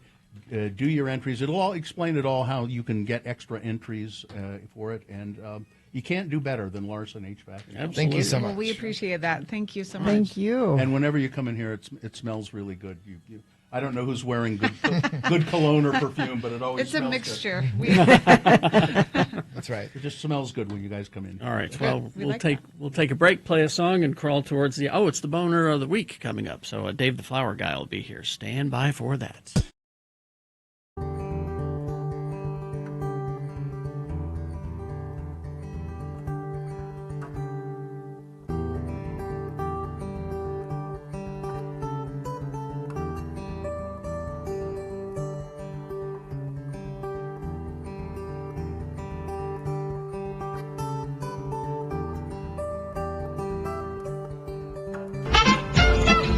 Well, it's time for a change of pace. Today, Beat Gina is Beat Nick. Let's see if Nick can manage even 1 point in today's contest. Ooh. I'm Johnny Ola, your booth announcer, introducing a new idea from Campbell's, the soup people. No. It's Campbell's Beef Broth Soup on the Rocks. It's a new, refreshing drink that perks you up after sports. Soup on the Rocks helps to replenish the salt and liquid that you've lost on the tennis court or golf course. Wait a second. Just pour Campbell's beef broth straight from the can over ice. It's a nourishing drink, yet low in calories. A refreshing drink that tastes good, too. Terrible. When you come in from active sports, have this modern refreshment. You'll like it and feel better for it. Campbell's Beef Broth on Ice. Good. And now, he's what game show hosts are. Good. Carrie Jackson. Oh, thank you, Johnny. Care for a glass of beef broth on ice? Yes. So that ad campaign failed, you say? I didn't say that. No. The appeal of a beef film over ice? That sounds very boy, delicious. I'll tell you. The randomizer has chosen a contestant to go up against Nick. It's Tyler. Hello, Tyler. Hello. Hello. All right, Tyler, we're going to toss a coin to see who goes first. You call it in the air. Heads or tails? Tails. All right. Heads. Oh. Coin toss app says heads. It does fail. So that every means once in a while. Nick goes first. Yes. Giving him an advantage in the game. So that means he could win. Now, if he wins, what are you prepared to do in Nick's name? Mm-hmm. I will make him some custom art. He can even pick the colors. Custom art. Okay. Custom art. Okay. But if you manage to beat, you're going to get those Buzz Lovers tickets. Playing over at Leatherhead Sports Bar this Saturday, June 10th. Served up in a Radio from Hell coffee mug. All right. First question goes to Nick. It's Prince trivia because it's Prince's birthday today. Nick, here we go. There is a shade of purple dedicated to Prince. What is the name of that shade of purple? Is it 1, Purplesaurus Rex? Is it 2, Alexander the Grape? Is it 3, Prince Purple? Or 4, Love Symbol number 2? Oh, wow. That caught me off guard. I thought for sure it'd be Purple Rain. But let's go with number 3. Prince Purple? Yeah. You'd like to think that, wouldn't you? Nope. Terribly sorry. All right, Tyler, it's your question. There is a shade of purple dedicated to Prince. What is the name of that shade of purple? Is it 1, Purplesaurus Rex? Is it 2, Alexander the Grape? Is it 4, Love Symbol number 2? I'm gonna go with Purplesaurus Rex. No, that's Kool-Aid. This is going to be an exciting This game. is going to be a long game. Tyler is 0, Nick is 0. Tyler's question. By the way, it's Love Symbol number 2. Yeah, Tyler, let's go with this question. What was Prince's favorite meal and drink? Is it 1, spaghetti and orange juice? Is it 2, peanut butter and banana sandwich with a glass of milk? Is it 3, cabbage rolls and coffee? Or is it 4, starfish and coffee, maple syrup and jam, butterscotch cloud, tangerine, and a side order of ham? If you set your mind free, baby, maybe you'll understand. Tyler? I'm gonna say number 3. Cabbage rolls and coffee is incorrect. Cabbage rolls and coffee. Good. No, that's the Schmengi brothers. Yes. What was number 1 again? Spaghetti and orange juice. Yes. That is correct. Well, there's a point for Nick. Yeah. And he controls the question. Really, spaghetti and orange juice, man. Nick, what was the name of the charity that Prince created? Okay. Name of the charity that Prince created. Was it Love for One Another? Was it 2, the Human Fund? Was it 3, the Bridge for Youth? Or 4, the Human League? Number 1? Correct. Nick, it's 2-0. Oh, Tyler, man. it's your turn. Try to get back into the game. Tyler, I believe. how did Prince make history on Saturday Night Live? Was it 1? Oh, I know this one. Well, hang on. Is it 1, he played Garth on Wayne's World, in a Wayne's World sketch, and no one noticed? Is it 2, he sang the first F-bomb? Is it 3, highest ratings for the time? Or 4, he invented the cone heads? Let's go with number 2. Saying the F-bomb, yes. Yes, well, you're in the game, Tyler. 2-1. However, Nick controls the question, and he could win with this one. All right, let's see. In 1987, Prince scrapped the release of the Black Album. Why did Prince claim to do that? Okay. Was it 1, he discovered too late that Spinal Tap already did it? Was it 2, he realized the entire album was simply an unconscious ripoff of Journey's Frontiers album? Was it 3, he knew it would flop? Or 4, he had a spiritual epiphany? It's got to be number 4, right? Got to be number 4. And Yeah. Nick wins the game. Wow. Remarkable. Wow. Well, Tyler, I'm so sorry. Give him the damn tickets You anyway. lose to me. That says more about you than anything else. All right, Tyler, hang on the line, and we'll tell you how to get those tickets. Hang All right, on, you, Tyler. Listen, I bid you adieu, dear friends. I must away.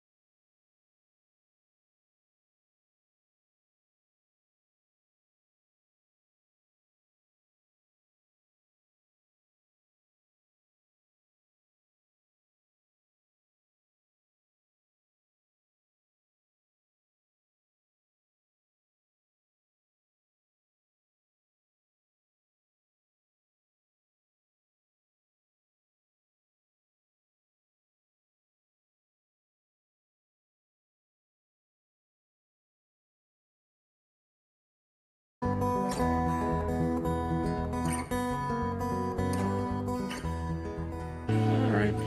9:51, and it is time for Boner of the Week. Wait, is that? Oh, that's why Dave is here. Dave is taking a break from his Fan X schedule to grace us with his presence. Well, I have to be very nice to Dave today. Dave, the flower guy. And if you see Dave with flowers, please purchase flowers from David. But he has purchased a Harry Potter wand. Don't make him mad, Bill. I know, you could He turn can me- make all your bones liquefy. He could turn me into a toad in a second. So you won't do that, will you, David? No. No. You didn't sound very sure of that. I don't. All right, here we go, Dave. Let's select the boner of the week. Let's see. Number 1 from Monday. Oh, I wasn't here for this one. Answer to autism. What was that about? Oh, Charlie Kirk. No, it was What? the Tylenol. Tylenol. People that take Tylenol. Oh. Yeah. Taking Tylenol for... That's Taking certainly... Tylenol gives you baby autism. All right, that's interesting because that's not what this says. Oh, it says answer to autism. That was a Tylenol thing. Yeah. But then it goes into a whole thing about Charlie Kirk. So, okay. It was Tylenol for autism. Just say Okay, that, got yeah. that. Number 2, the administration is now hiding how much they hurt people. That was the report on hunger. There was some 3 million more people have lost food stamps, and the government has decided they won't be releasing any more statistics on hunger in America. Boner candidate number 3 from Wednesday. It's all just a big fun game, right? Department of Homeland Security. Oh, that was the video of the Pokemon, and they did a whole thing with ICE detainees, and go find them and catch them, and they did a Pokemon parody. And by the way, the Nintendo folks have said, stop doing that, please. Stop doing that. Boner candidate number 4 from yesterday. Bomb the United Nations. That'll show them. Jesse Waters on Fox saying because they obviously sabotaged the escalator that Trump was riding on, and they obviously sabotaged the teleprompter. It was all intentional. We should just bomb the UN. And then Boner candidate number 5 from today, a morally bankrupt person representing a morally bankrupt administration, Pete Hegseth, saying, we're going to make sure that those soldiers who killed all of those Native Americans at Wounded Knee all those years ago, they still deserve their Medal of Honor, and they're going to keep them. All right, Dave, which one was the worst? Number 2. That's the administration is now hiding how much they hurt people.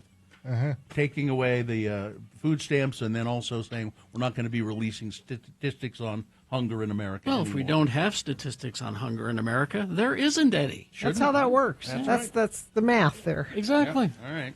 All right. Thank you, Dave. That is your boner of the week.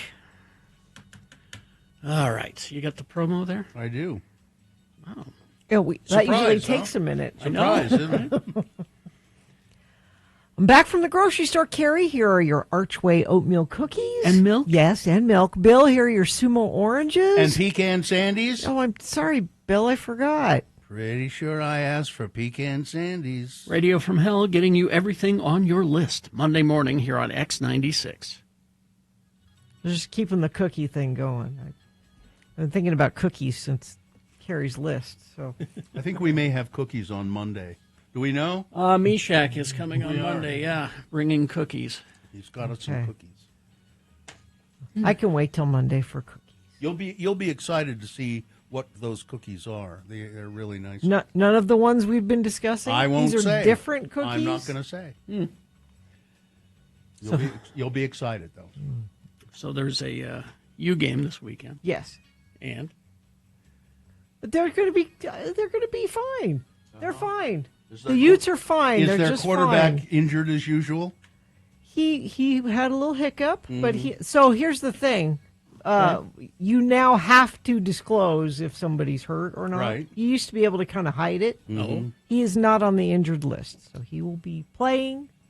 He's not Okay. doubtful. He's for sure. Okay. He's fine. He's just fine. All right. so I should lay down $5,000 on $5,000. I'll go. Yeah, I'll go another 5. Okay. Yeah. Yeah, it ain't my money. Sure, do that. Sure, sucker. Put Utah by 5, Carrie, and you should be just fine. All right. Bet everyone should take. Wasn't getting a lot of faith from you. I think the big stage, big noon kickoff stuff, the college game day stuff, I think we need to say no next time they offer to come here. Excuses. Because we don't do well when that happens. I think it's too much. Too we need much. to just focus. Okay. Focus. All right. Even Dave doesn't believe it. Yeah, Dave. Uh-huh. Yeah. All right. Fine job as always, Katie. Live long and prosper, bitches. Don't you know who I am? Utah by 5. You put $5,000 down on that. Why not? Nick.